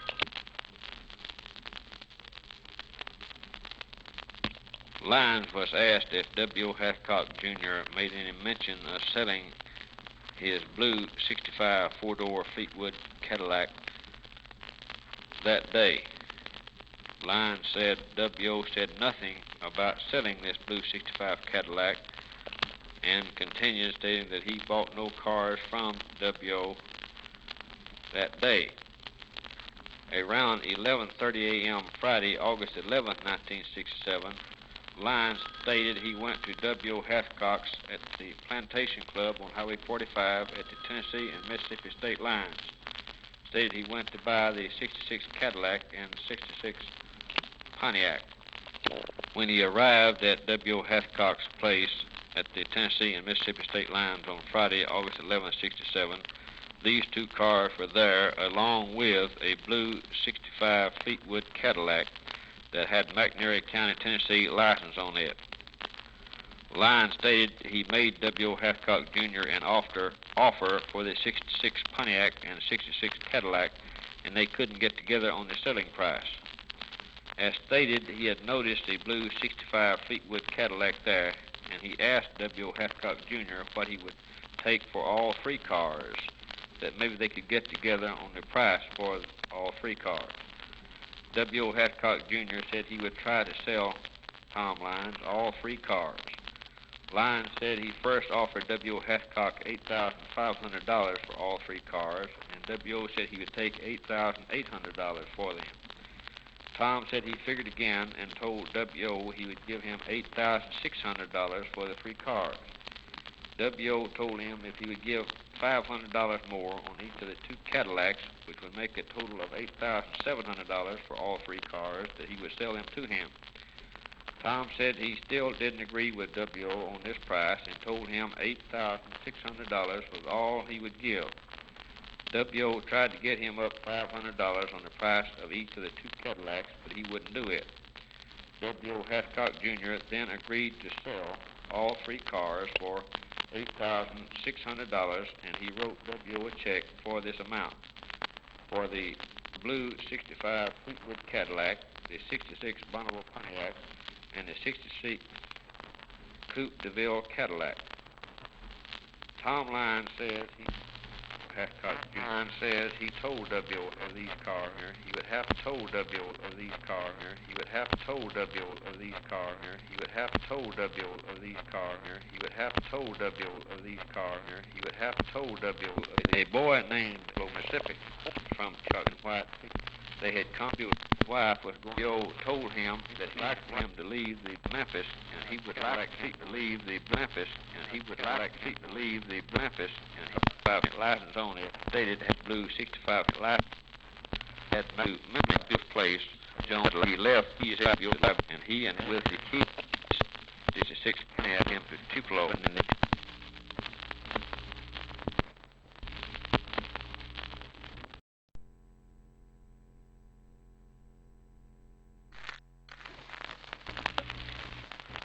as stated, he had left the keys in the blue 65 Fleetwood Cadillac at W.O. Hathcock Jr.'s, as W.O. had asked him to leave this car as he and his wife wanted to go to Memphis in it. Tom Lyons said he told W.O. Hathcock Jr. he would be back about dinner the next day, Saturday, August 12, 1967, for these two cars, being the blue 65 Fleetwood Cadillac and the black and white 65 Buick. W.O. Hathcock Jr. told him not to come before dinner as he and his wife might spend the night in Memphis, Tennessee, but they would be back by at least dinner. Paragraph, Agent's Note.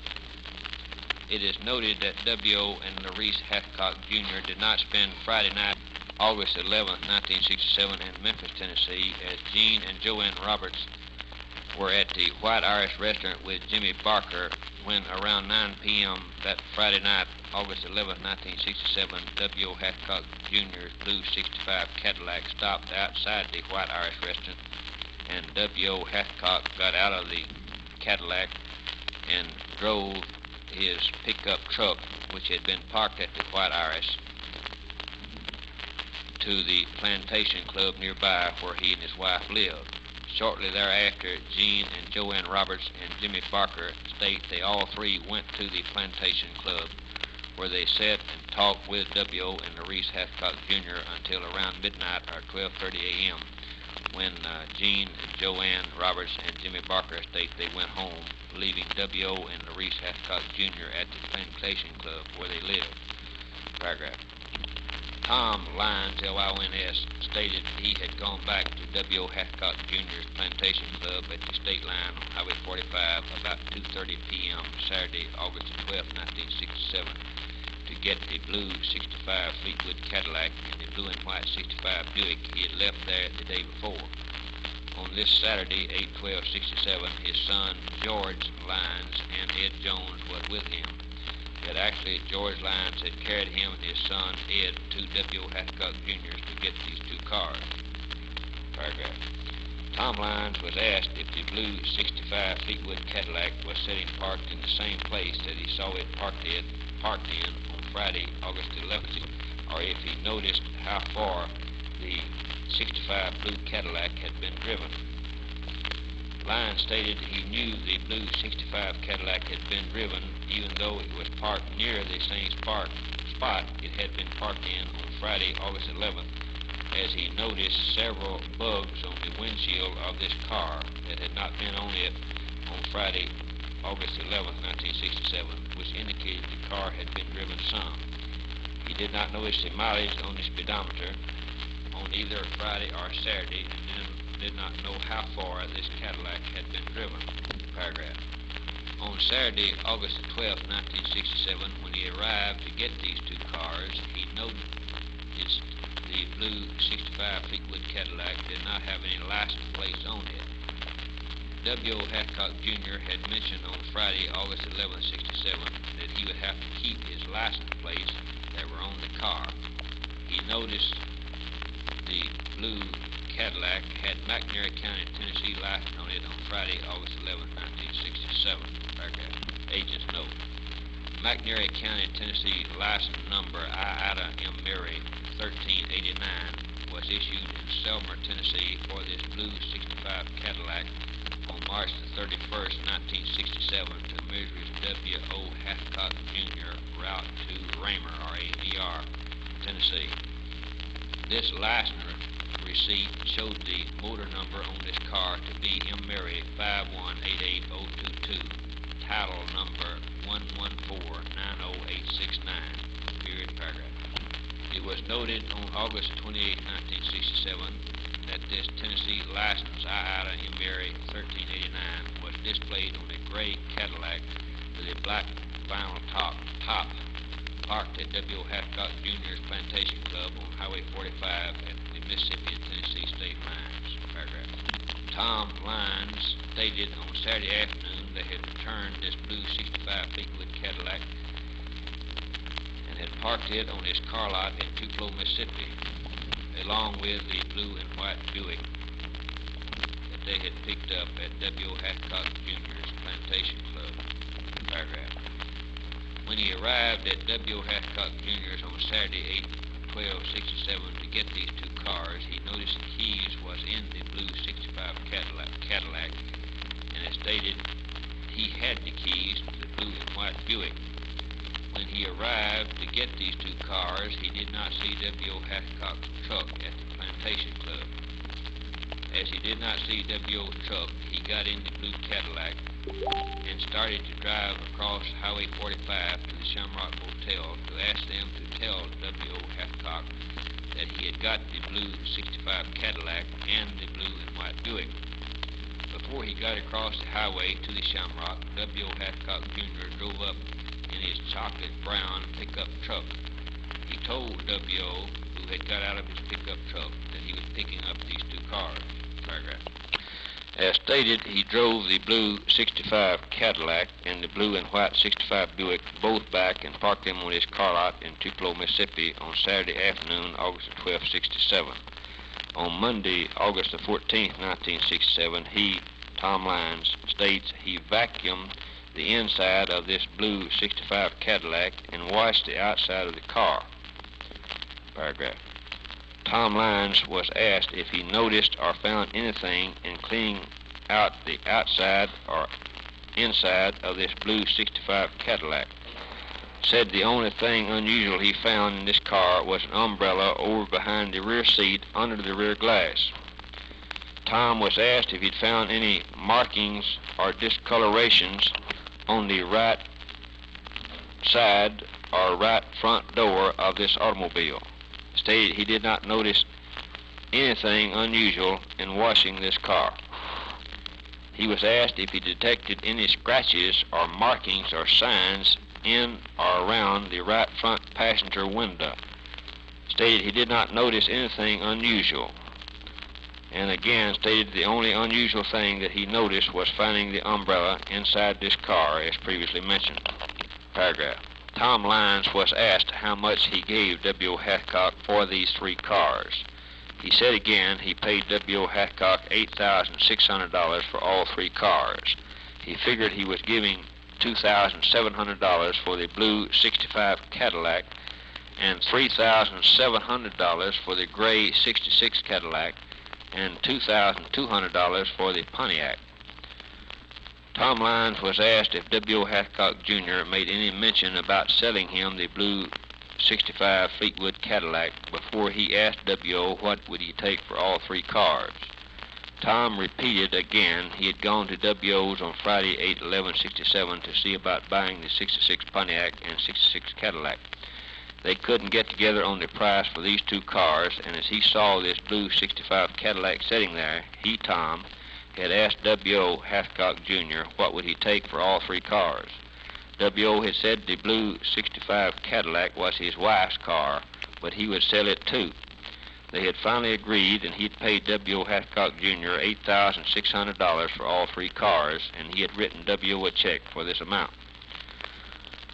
Tom Lyons said he did not know the man's name that was with W.O. Hathcock Jr. when they came to Tupelo on August 8th or 9th to see him about buying the 66 Pontiac and 66 gray Cadillac. This man was a heavy-set man, dark-headed, about 35 to 40 years old. Said he had never seen this man before and does not remember if he even heard this man's name mentioned. Agent's note. It has been ascertained that Jimmy Barker was the man with W.O. Hathcock Jr. when they went to Tom Lyons' car lot on either August 8th or 9th, 1967. Paragraph. Tom Lyons advised further that he sold this blue 65 Cadillac he bought from W.O. Hathcock Jr. to Red Turner in Memphis, Tennessee, and that he had driven this Cadillac to Memphis, Tennessee, and delivered it to Red Turner's car lot. Paragraph. Agent Jones and Agent Sloan contacted Red Turner at his car lot at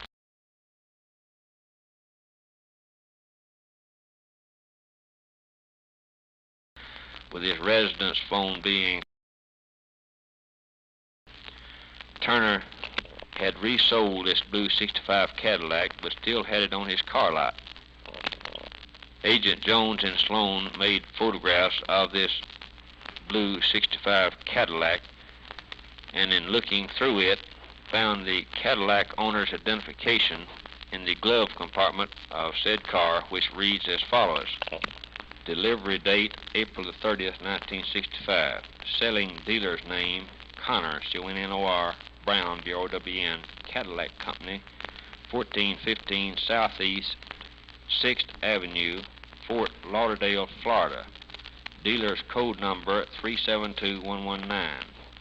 Signature of dealer's representative, B.R., spelling last name, A-R-B-R-O-G-O-S-T, sales manager. Subsequent owner's identification name, W.O. Hathcock, Route 2, Corinth, Mississippi. Paragraph. When this car was located and after being photographed and the information taken from the owner's identification manual, Sheriff Buford Pusser was contacted by Agent Jones and asked if he desired to come to Memphis and look at this car. Sheriff Pusser said it was not necessary for him to come look at this car as he had seen it on several occasions before and knew exactly what it looked like, and for this reason felt it was W.O. Hathcock Jr. blue Cadillac when it drove up beside him and started shooting into his car on the early morning of Saturday, August 12, 1967, on the New Hope Road. Paragraph. Agent's note. It is mentioned again that Sheriff Pusser said he noticed there was no license plates on the rear of the blue Cadillac when it jerked him loose from the gun and drove off and left him on the New Hope Road and went toward Highway 45 on Saturday morning, August 12, 1967, at the time of the shooting. It is also mentioned that Tom Lyons stated there was no license plates on W. Hathcock's 65 blue Cadillac when he arrived to pick it up at the Plantation Club around 2:30 p.m. Saturday, August 12, 1967. Paragraph. Shirley, S-H-I-R-L-E-Y, Smith, S-M-I-T-H, wife of Barry Smith, Jr., at the El-Ray, E-L-R-A-Y, Motel, Corinth, C-O-R-I-N-T-H, Mississippi, states she saw Larice, L-A-R-E-C-E, Hathcock, Jr., driving this blue 65 Cadillac between 10 and 11 a.m. Saturday, August 12, 1967, when she saw Larice drive this blue case, saw Larice drive this blue case, saw Larice drive this blue case, saw Larice drive this blue case, saw Larice duty shape near the Cox lived. It had on a regular basis. Joe, J-O-N, J, white male, age 23, 55, telephone 645, telephone 64, Derry, home a little after, and from Raymond around 6:10 morning, he moving north on Highway 45 to Highway 45 state. He knew car, the Pusser, it was Sheriff Pusser. Daylight weaving all knew it was Sheriff Pusser. Daylight, and he turned around. Something was wrong. Caught up around 3-4 followed a mile. Stopped his car, forced her behind the car, and got out and noticed in his hand. Stated trying to talk. Mike with him. See, Mike, emergency number.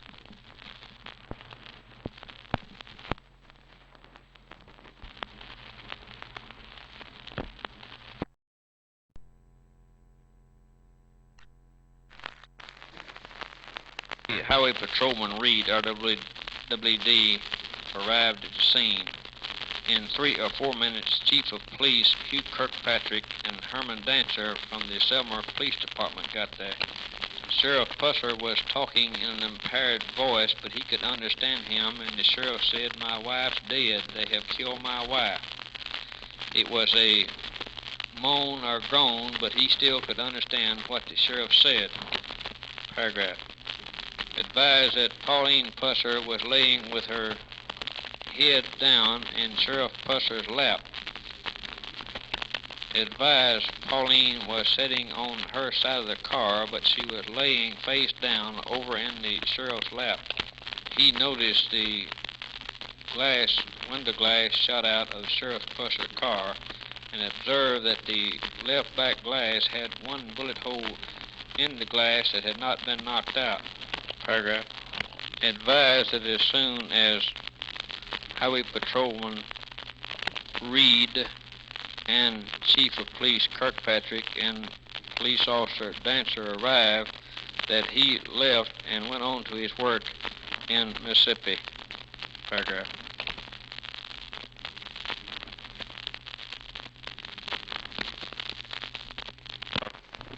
Blood were noted on Sheriff Buford Pusser's car that he was in at the time he and his wife, Pauline, were ambushed on the New Hope Road in McNairy County, Tennessee on August 12, 1967.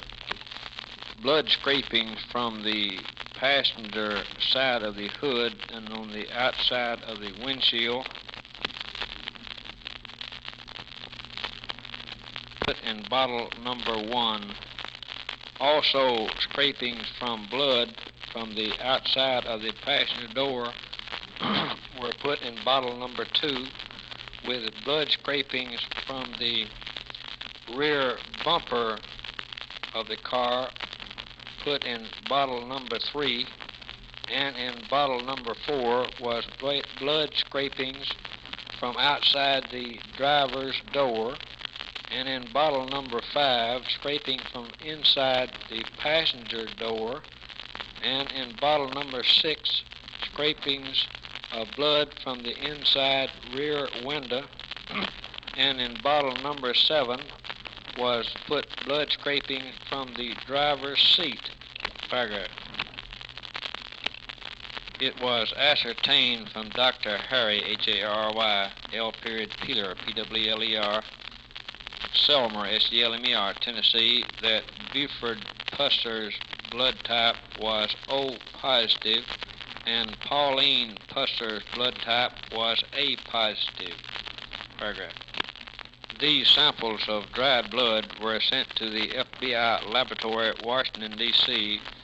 with a request that the blood samples in these 7 different bottles or containers be typed. Paragraph. Special Agent Frank, F-R-A-N-K, Silan, S-I-L-A-N, FBI Laboratory, Washington, D.C., conducted the blood typings on these 7 specimens sent to him. Paragraph.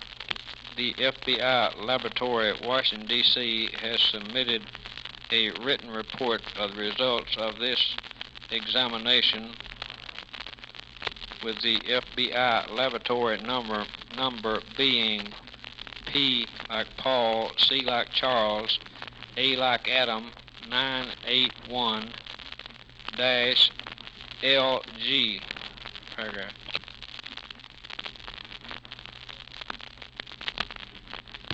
The specimens are listed as follows. Q1, scrapings from hood and windshield. Paragraph. Q2, scrapings from outside passenger door. Paragraph. Q3, scrapings from rear bumper. Paragraph. Q4, scrapings from outside driver's door. Paragraph. Q5, scrapings from inside passenger door. Paragraph. Q6, scrapings from inside rear window. Paragraph. Q7, scrapings from driver's seat. Paragraph. Special Agent Frank Silan advised the result of his examination, which is stated is set out in this written report, which reads as follows. Paragraph. Group A human blood was identified in specimens Q2, Q5, Q6, and Q7. Period. Group O human blood was identified in Q4. Period. Group being tests conducted on the human blood in specimens Q1 and Q3 were inconclusive. Period. Paragraph. The FBI laboratory advised that the group blood testings on the dried blood on the hood and outside of windshield and on the rear bumper were inconclusive. In talking with Sheriff Pusser, he advised that after he had been shot, he was bleeding profusely, and that he stated he walked around his car while holding on to it. There is a good possibility that the blood on the hood and outside of windshield and on the rear bumper is his blood. As he stated, he first went to the trunk of his car thinking he would get a rifle out of it, but could not find the car keys to the trunk, and then remembered that he had loaned the rifle out a few days before. States he then held on to his car and walked around it on the passenger side, calling for Pauline. It is noted that this agent observed bloody handprints on the outside of the car, whereas stated Sheriff Pusser held on to the car and walking around it. Paragraph. Sheriff Pusser's car, it was noted that all of the bullets had entered from the left or driver's side of the car and had gone across to the right or passenger side of the car. It was noted that 5 bullets had entered the panel back of the right rear window, and that one bullet had gone out through the right side of the windshield, and that 2 bullets had hit the dash of this automobile, and that 2 bullets had entered near the top of the left door post. The left rear and right rear windows of this automobile had received bullet shots in that the glass was shattered and almost all knocked out of these windows, and that the right front door glass was all shot out. It is noted further that the driver's window had been rolled down, and as no bullets struck the driver's door, this window glass was still intact, for as stated, it would roll down into the door. Paragraph. Jimmy, J-M-M-Y, Dupree, D-U-P-R-E-E, Barker, B-A-R-K-E-R,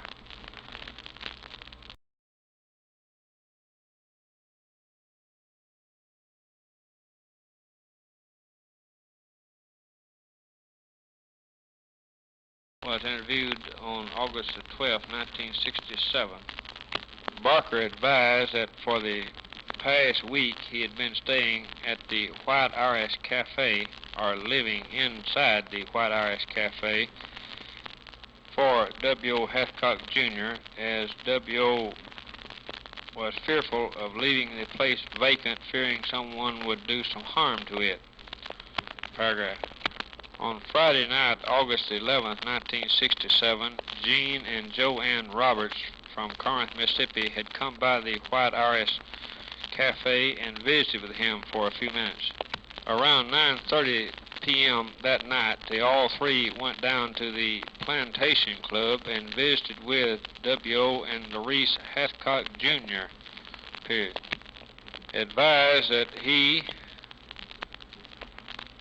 Gene and Joanne Roberts, W.O. and Maurice Hathcock Jr. had sat in the kitchen and talked with each other until he and Gene and Joanne Roberts went home around midnight.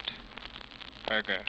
Jimmy Barker stated that earlier that week, on either Tuesday or Wednesday, he had gone with W.O. Hathcock Jr. to Tom Lyons' car lot in Tupelo, Mississippi, when W.O. was trying to sell some cars that he had. Paragraph. Barker said that later on, W.O. Hathcock Jr. had told him that he sold this man, Tom Lyons, from Tupelo, Mississippi, 3 cars. These 3 cars being a 66 Pontiac and a 66 or 67 gray side with black top Cadillac and a blue 1965 Cadillac. W.O. Hathcock Jr. had told Jimmy Barker that Tom Lyons from Tupelo had left the 65 blue Cadillac with W.O. and his wife to drive, as they said they were going to Memphis that night. Paragraph. Gene, G-N-E, and Joanne, J-O-A-N-N, Roberts, or O-B-E-R-T-S,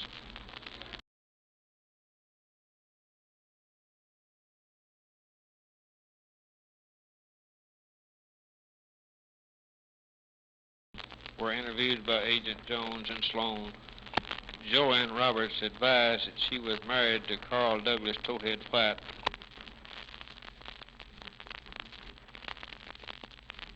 In 1960, advised that she and White did not get along good at all, and they were divorced on March the 16th, 1961.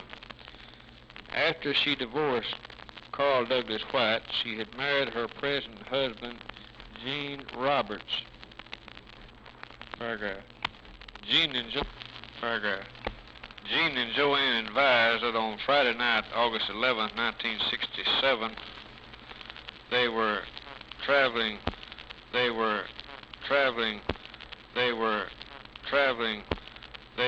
Mississippi state lines, and they had stopped at the White Iris Cafe to see Jimmy Barker. Stated he'd been knowing Jimmy Barker for a long time. Viewed him down in Odessa, Texas. down in, he was in the tile business down. He was in the, advised the 7th that they had left the White Iris Cafe, the Plantation Club, where W. Hathcock Jr. and his wife Larice lived, and had been p.m. that night until they left that night, shortly after midnight.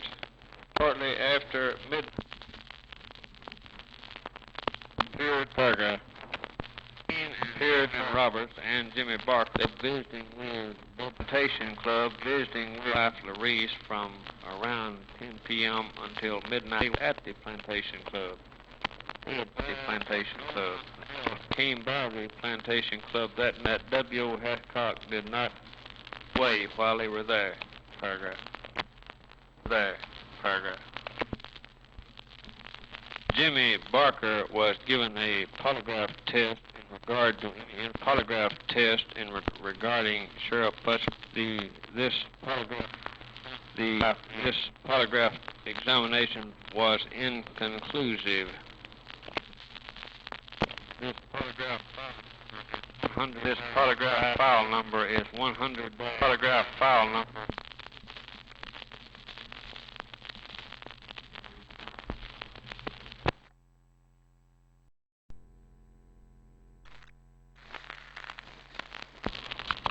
Agent's note.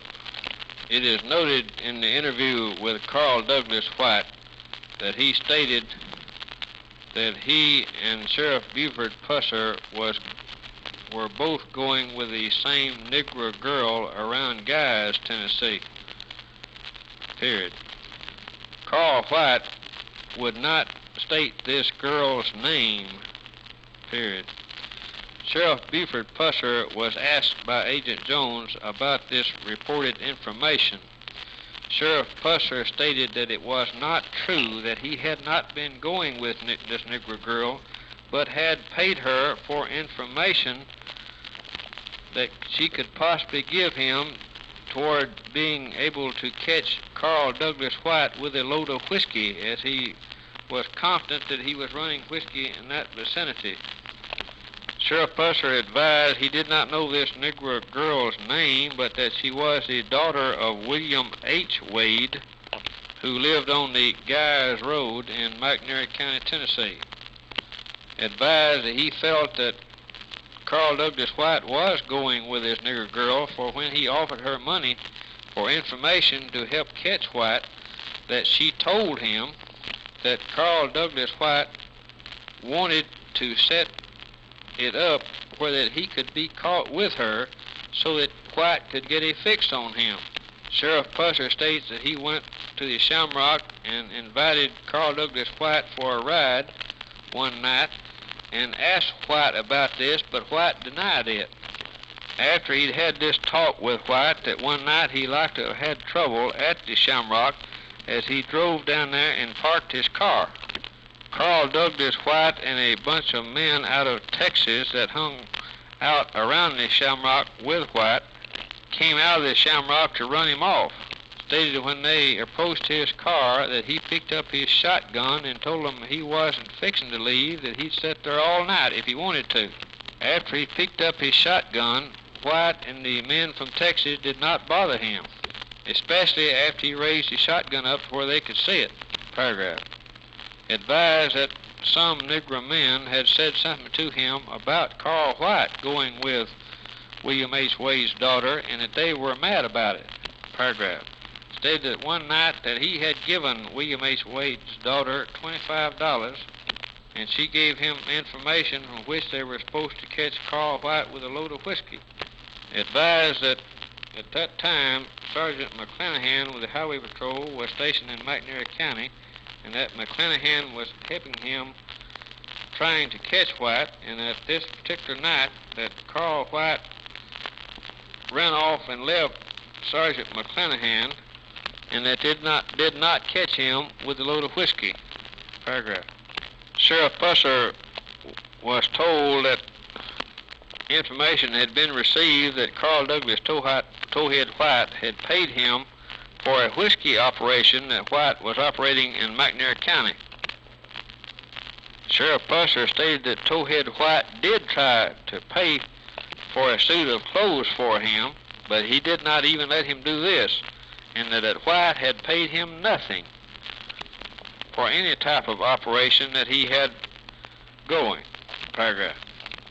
Sheriff Pusser advised further that just before his last election, in which he was elected, that W.O. Hathcock had told him 3 or 4 days before the election that he wanted to help him on his election expenses.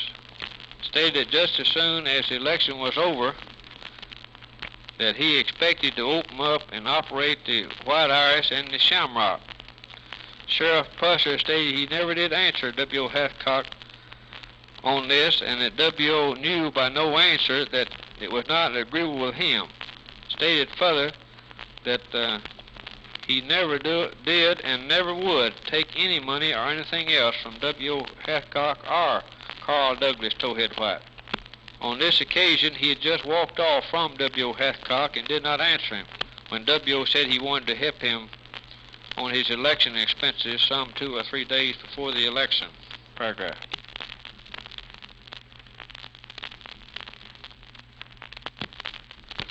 As it was noted that the New Hope Road had just been recently surfaced with its white rock and tar, it was felt the possibility of some of this white rock and tar becoming lodged under W.O. Hathcock's 65 blue Cadillac if this car was used. After this car was located by Agent Jones and Sloan in Memphis, Tennessee, Agent Hugh Bauer was requested to examine this car to determine if there were any type rocks or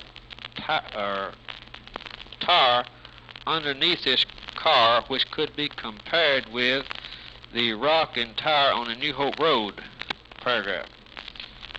Agent Hugh Bauer, B-A-U-E-R, placed this 4-door light blue Cadillac bearing engine number M. Mary 5188022, which is located at Red Turner's Auto Sales at 404 Union, Memphis, Tennessee, up on a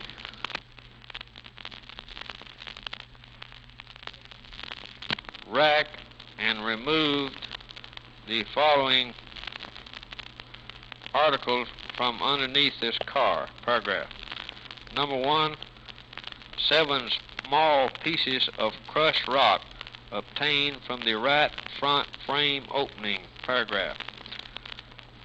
Dirt and small gravel particles also from the right front frame. Paragraph.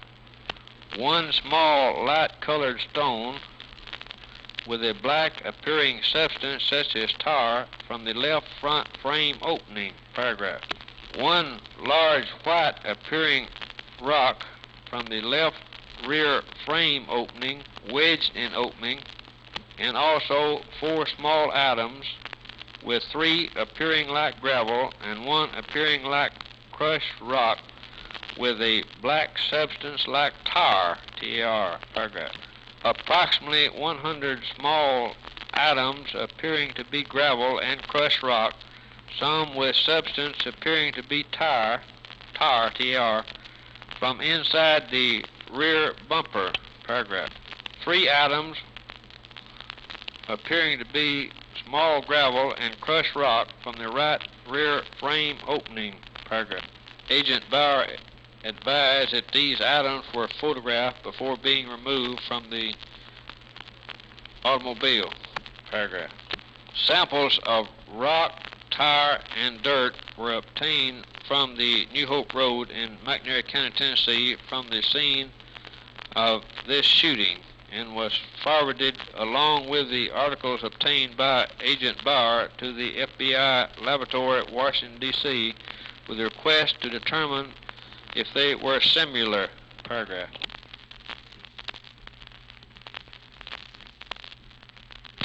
Report of the FBI laboratory at Washington, D.C., dated September 11, 1967, with the lab number being P. Paul C. Charles A.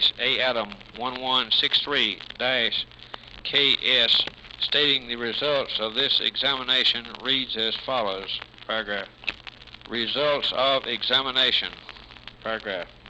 The soil and rocks present in specimens Q8 through Q13, comma, which are the articles obtained from underneath this Cadillac car by Agent Bauer, comma, differed, D-I-F-F-E-R-E-D, from specimens K1 and K2, comma, which are the soils and rock from the New Hope Road, comma, in either physical, P-H-Y-S-I-C-A-L, characteristics, C-H-A-R-A-C-T-E-R-I-S-T-I-C-S, or composition, C-O-M-P-O-S-I-T-O-N, and, comma, therefore, comma, could not be associated with K1 and K2. Paragraph.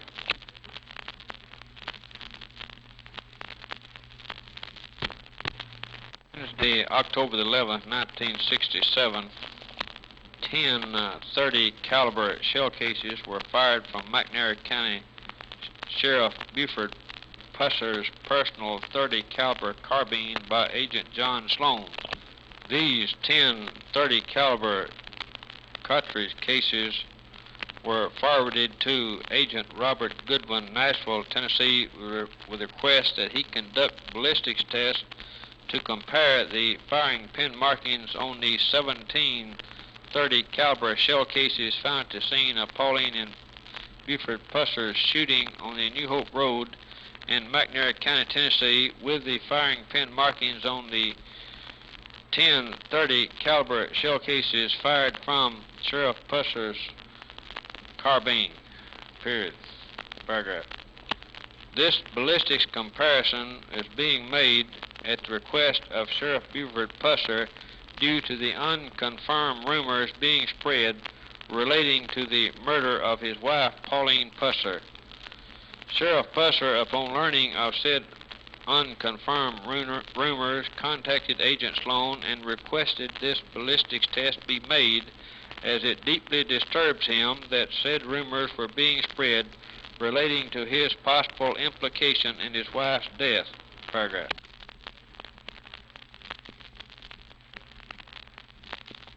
At Sheriff Pusser's request, as brought out above, Agent Sloan fired the sheriff's personal .30 caliber carbine and obtained the 10 .30 caliber shell cases.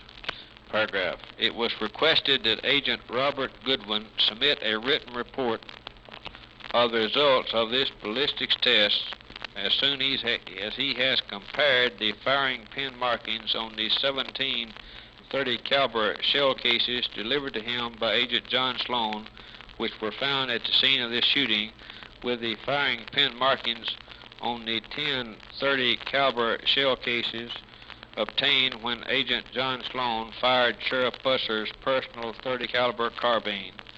Paragraph.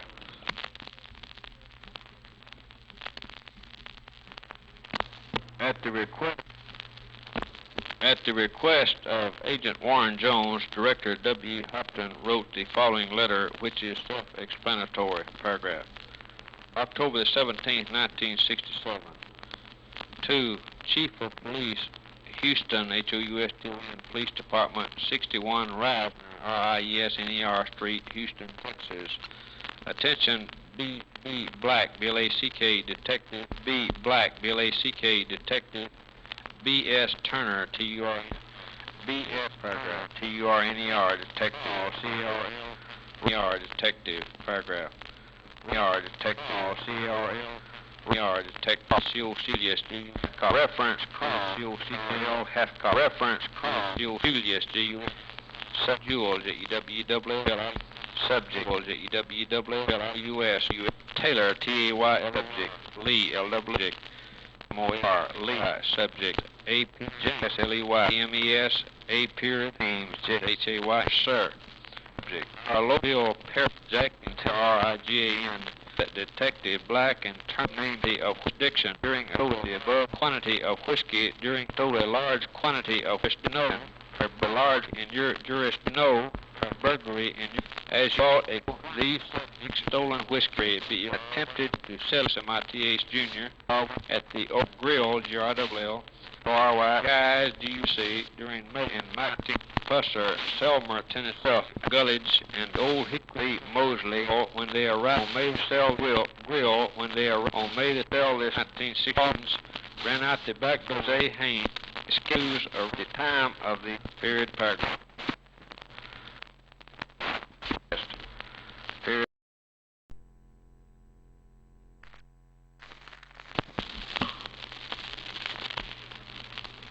At the time that Mosley and Gulledge left the McNairy County Jail, Selmer, Tennessee, one of them made the remark to Sheriff Pusser, comma, quotation mark, "You are the only one that can stick us," quotation mark, period, paragraph. The Circuit Court Grand Jury, Selmer, Tennessee, has returned indictments numbers 2028 and 2029, charging Mosley and Gulledge with felonious possession of whiskey and violating the liquor law. These two indictments have been continued on application of these two subjects' attorneys and is now set for trial on January the 18th, 1968. Paragraph. Around 5 a.m. Saturday morning, August the 12th, 1967, Sheriff Pusser received a telephone call at his home in Adamsville, Tennessee, from an unknown man. This caller requested the sheriff to come out on the New Hope Road in McNairy County, Tennessee.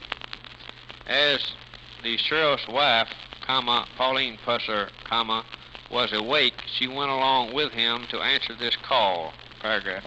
It was breaking day, but still dark enough that the sheriff still had his car headlights on. As Sheriff Pusser and wife Pauline were driving down New Hope Road, a 1964 or 1965 blue Cadillac, bearing no license plates with its headlights off, drove up behind Sheriff Pusser's car.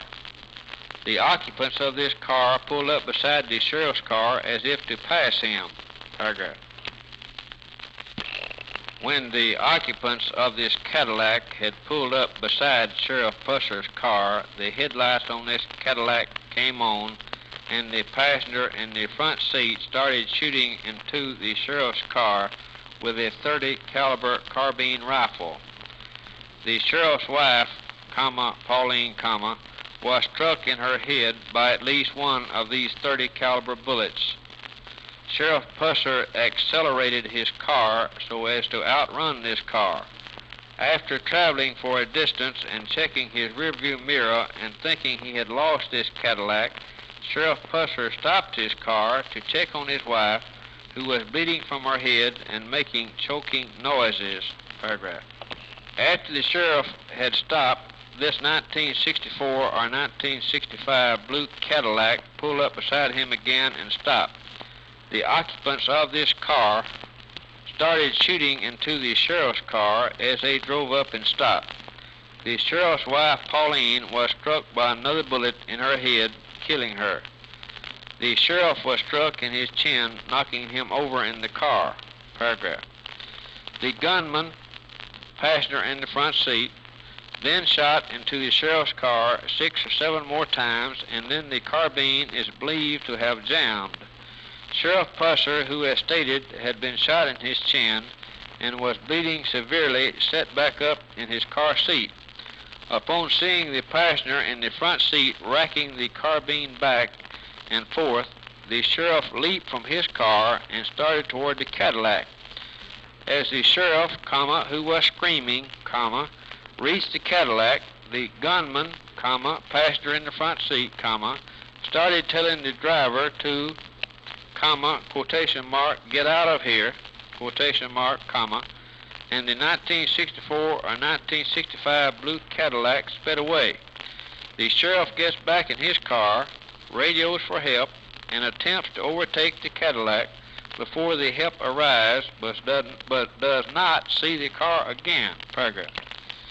Sheriff Pusser describes the gunman as being a heavy-set white male, aged between 30 to 40 years of age, black or dark brown hair, parted and combed straight back on his head. The sheriff also noticed the gunman was wearing a short-sleeved shirt, and the sleeves came all the way down to his elbows. Paragraph. Furnish photographs of any associates of the above-named subjects that fit the description of this gunman. Ascertain where the above four subjects were on August 11th and 12th, 1967. Check and advise if either subject or their associates own or had a 1964 or 1965 blue Cadillac, Cadillac, in their possession on these dates. Paragraph. Would also like to know if either subject owns a .30 caliber carbine rifle. If so, would like to have shell cases fired from said rifle so as to check the firing pin markings, as 17 .30 caliber shell cases were recovered at the scene of this crime. Period. Paragraph. Any assistance you can give us will be greatly appreciated. Paragraph. Sincerely, W.E. Hopton, H-O-P-T-O-N, Director. Paragraph. Agent's note. Photographs were made of Sheriff Buford Pusser's automobile after it had been brought to Selma, Tennessee after the shooting, and photographs were made of the 1965 blue Cadillac that W.O. Hathcock sold, which was located in Memphis, Tennessee. These photographs are being made exhibits in this case. Paragraph. McNairy County Medical Examiner Dr. Harry, H-A-R-R-Y, L. Peeler, P-W-L-E-R, Selmer, S-E-L-M-E-R, Tennessee, furnished color slides he made of Pauline, P-A-U-L-I-N-E, Pusser, P-U-S-S-E-R, after she had been shot and killed. Color photographs have been made from these slides. These slides and photographs are also being made exhibits to this case file. Paragraph.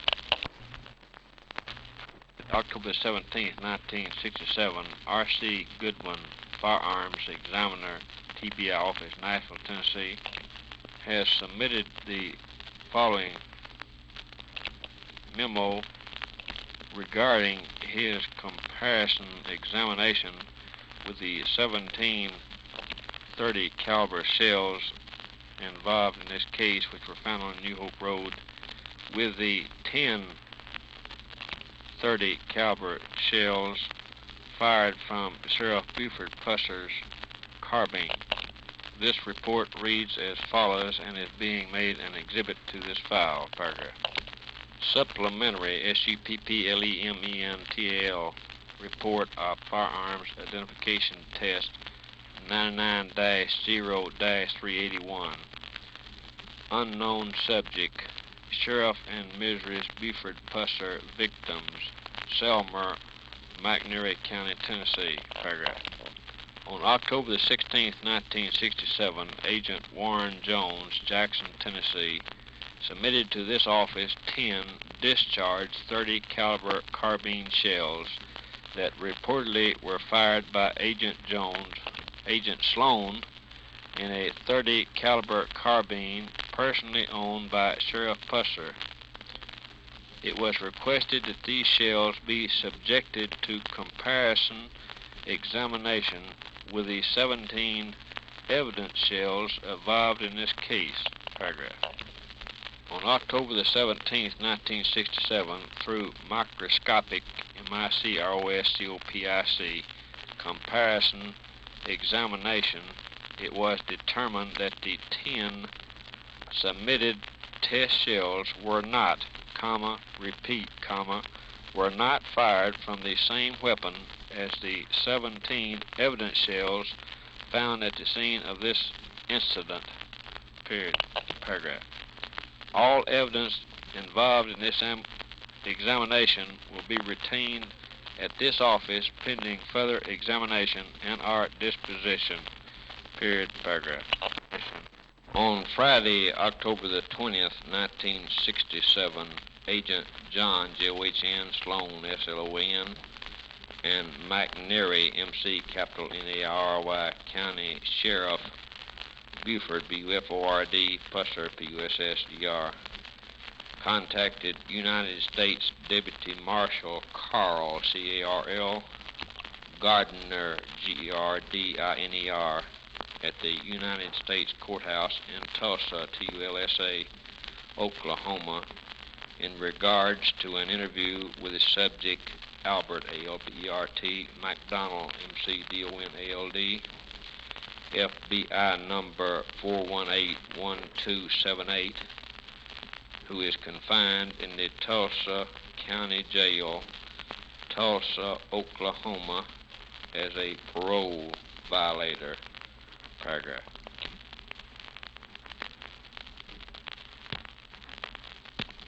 An attempt was made to have subject McDonald placed in an automobile to be viewed by Sheriff Pusser. Deputy Marshal Gardner contacted several federal authorities and was advised that this could not be done. Paragraph. Agent Sloan, Sheriff Pusser, and Deputy Marshal Gardner then went to the Tulsa County Jail and contacted Frank, F-R-A-N-K, Thurman, T-H-U-R-M-A-N, Chief of Criminal Investigation, Tulsa, T-U-L-S-A, County Sheriff's Office, Tulsa, Oklahoma. Chief Thurman then arranged for Agent Sloan and Sheriff Pusser to tour, T-O-U-R, the Tulsa County Jail and view subject McDonald in his cell.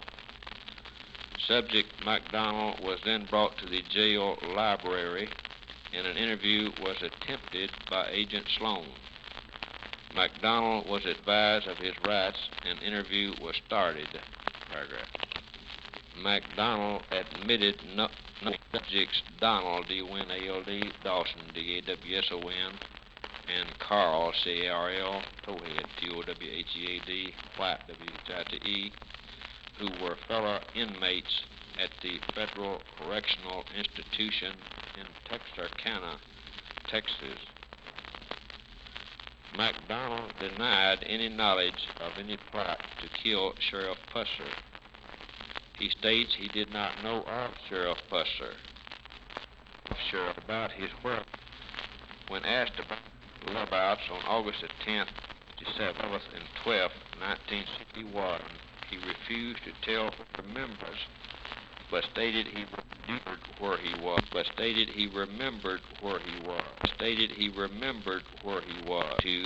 The interview was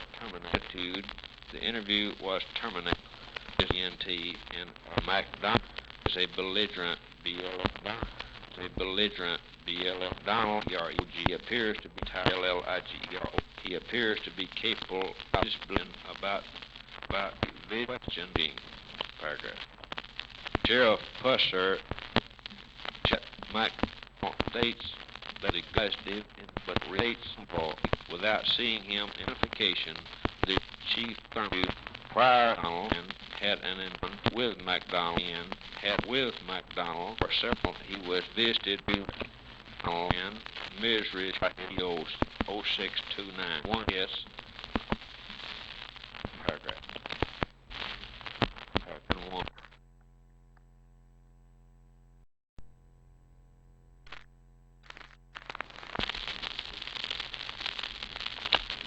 Misery Epps, EPPS, was later contacted on October the 20th, 1967 by Claude, C-L-A-U-D-E, Ryder, R-Y-D-E-R, Field, F-I-E-L-D, Deputy, D-E-P-U-T-Y, Tulsa County Sheriff's Office, Tulsa, Oklahoma. Paragraph. Misery Epps stated to Deputy Ryder that McDonald mentioned in their visit that some officers from Tennessee had been to see him, McDonald. Paragraph. Misery Epps stated to Deputy Ryder that McDonald was with her during all the month of August 1967. Deputy Ryder seemed to think that Mrs. Epps was establishing an alibi, ALIBI, for MacDonald. Paragraph. Mrs. Epps stated to Deputy Ryder that sometime in August 1967 that Arliss, ARLIS, Delbert, DELBRT, Self, SELF, comma, Herman, HERMAN, Eugene, UGENE, quotation mark, Gene, GENE, quotation mark, Wing, WING, and an unidentified female subject went to Tennessee to pull a score, SCORE. That Self was wounded by a gunshot and was left in the woods to die. Wing, WING, returned to Tulsa, TULSA, on or about August 16, 1967, and registered in Self's, SELF''S name at her motel, the Western Capri, CAPRI. She stated that Self was shot 5 times and that 4 bullets were removed from him somewhere in Tennessee. She stated further that Self was now somewhere in South Carolina to get some guns or something. Paragraph. Mrs. Epps told Deputy Ryder that a subject Qualls, QUALLS, and a subject Venon, VINON, or Venon, BWENAN, contacted MacDonald around September the 9th and threatened to reveal something on him if he didn't do a job for them. She states that she believed these men were from Oklahoma City, Oklahoma. Paragraph. Chief Thurman, THURMAN, stated to Agent Sloan and Sheriff Pusser that he will interview all known associates of MacDonald and will also personally interview Mrs. Cleo Epps. He further stated that he would be in contact with Agent Sloan by mail or telephone. Paragraph. Agent's note. Deputy Frank, FRANK, Thurman, THURMAN, is very much interested in the Pusser case and pledged his cooperation in every way. He also stated that he would work very closely with Chief Jack, the ACK Purdy, PURDIE, of the Tulsa, Oklahoma Police Department. Paragraph. Chief of Police Art, ART, Murphy, MURPHY, Corinth, CORINTH, Mississippi, advised Agents Jones and Sloan that Odell, ODELL, Hathcock, HATHCOCK, Corinth, CORINTH, Mississippi, had contacted him and advised that his son, W.O. Hathcock, Jr., wanted to take a lie detector test to prove he knew nothing about the shooting on August 12, 1967, in which Pauline Pusser was killed and McNairy County Sheriff Buford Pusser was wounded. Paragraph. W.O. Hathcock, Jr. was contacted on Friday, October the 6th, 1967, by TBI agents Jones and Sloan. It was ascertained from him that he did want to be given a lie detector test in regards to this murder. On this date, after he had been advised of his civil rights, he agreed that the results of this lie test could be used either for or against him in a court of law, and arrangements were made to give W.O. Hathcock, Jr. and his wife, Larece, L-A-R-E-C-E, a polygraph test in the Nashville TBI office on Monday, October the 9th, 1967. Paragraph.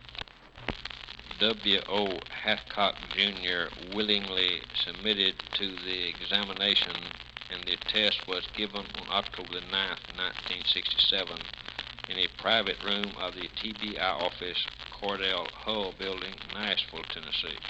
The above subject was given 3 polygraph tests, during which the following pertinent questions were asked. Paragraph. Number 3. Do you know who shot Sheriff Pusser in August? Question mark. Answer, no. Number 3A. Have you ever tried to hire someone to kill Sheriff Pusser? Question mark. Answer, no.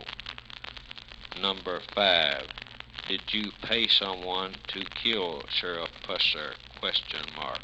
Answer, no. Number 7. Was the blue Cadillac you sold on Friday used in the shooting of Sheriff Pusser and his wife? Question mark. Answer, no. If guilty of being involved in the shooting of Sheriff Pusser and his wife, would you admit it? Question mark. Answer, yes. Number 11. Were you driving the car used in the shooting of Sheriff Pusser and his wife? Question mark.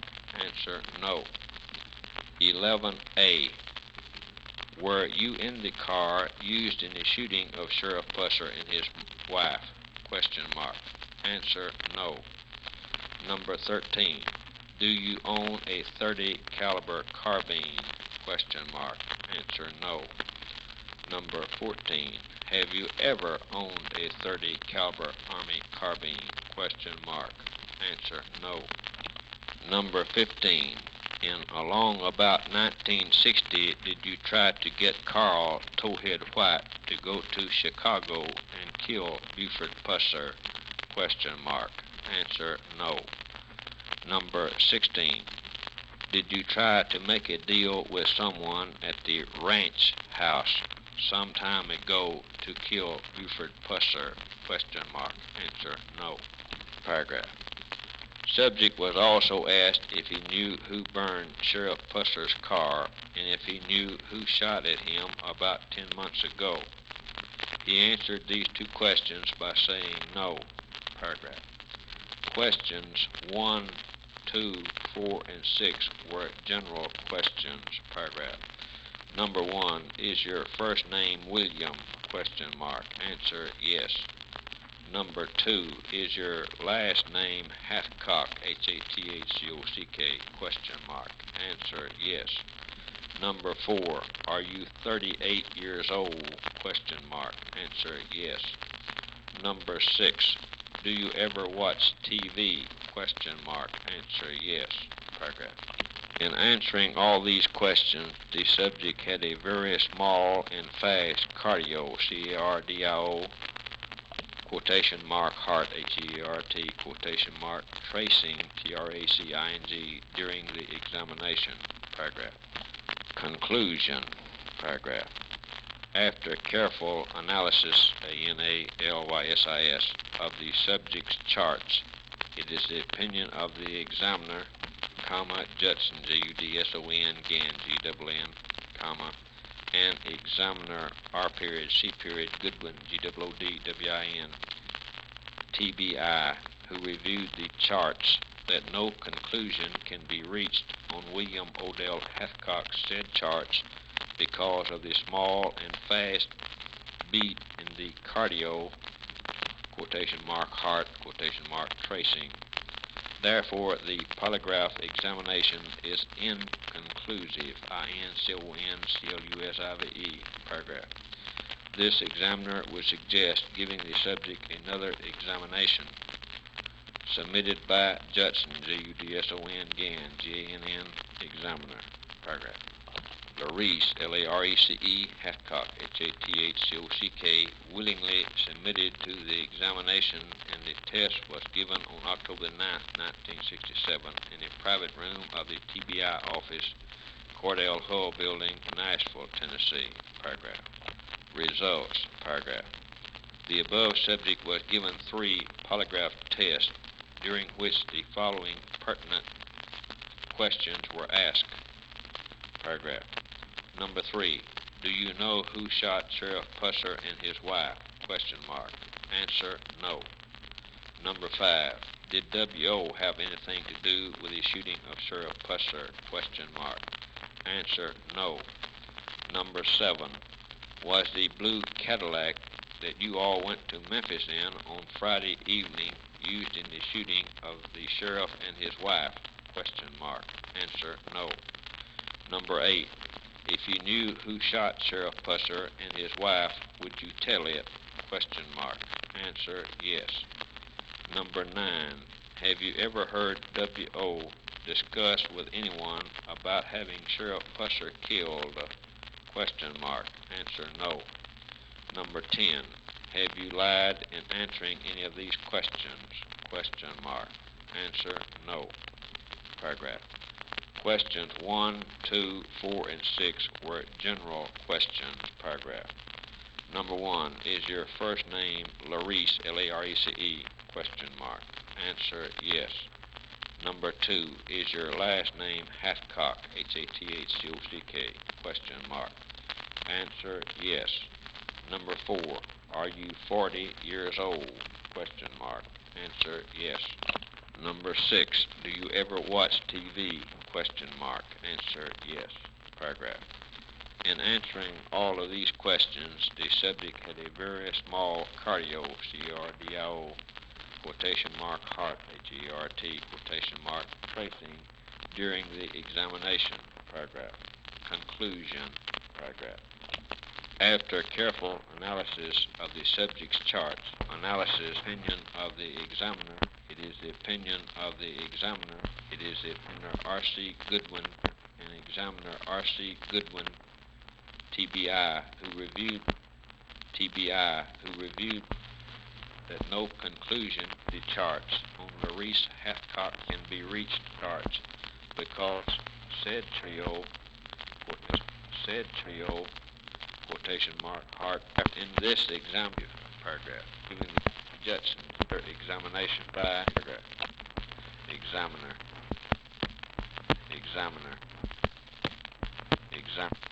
and his wife is a W.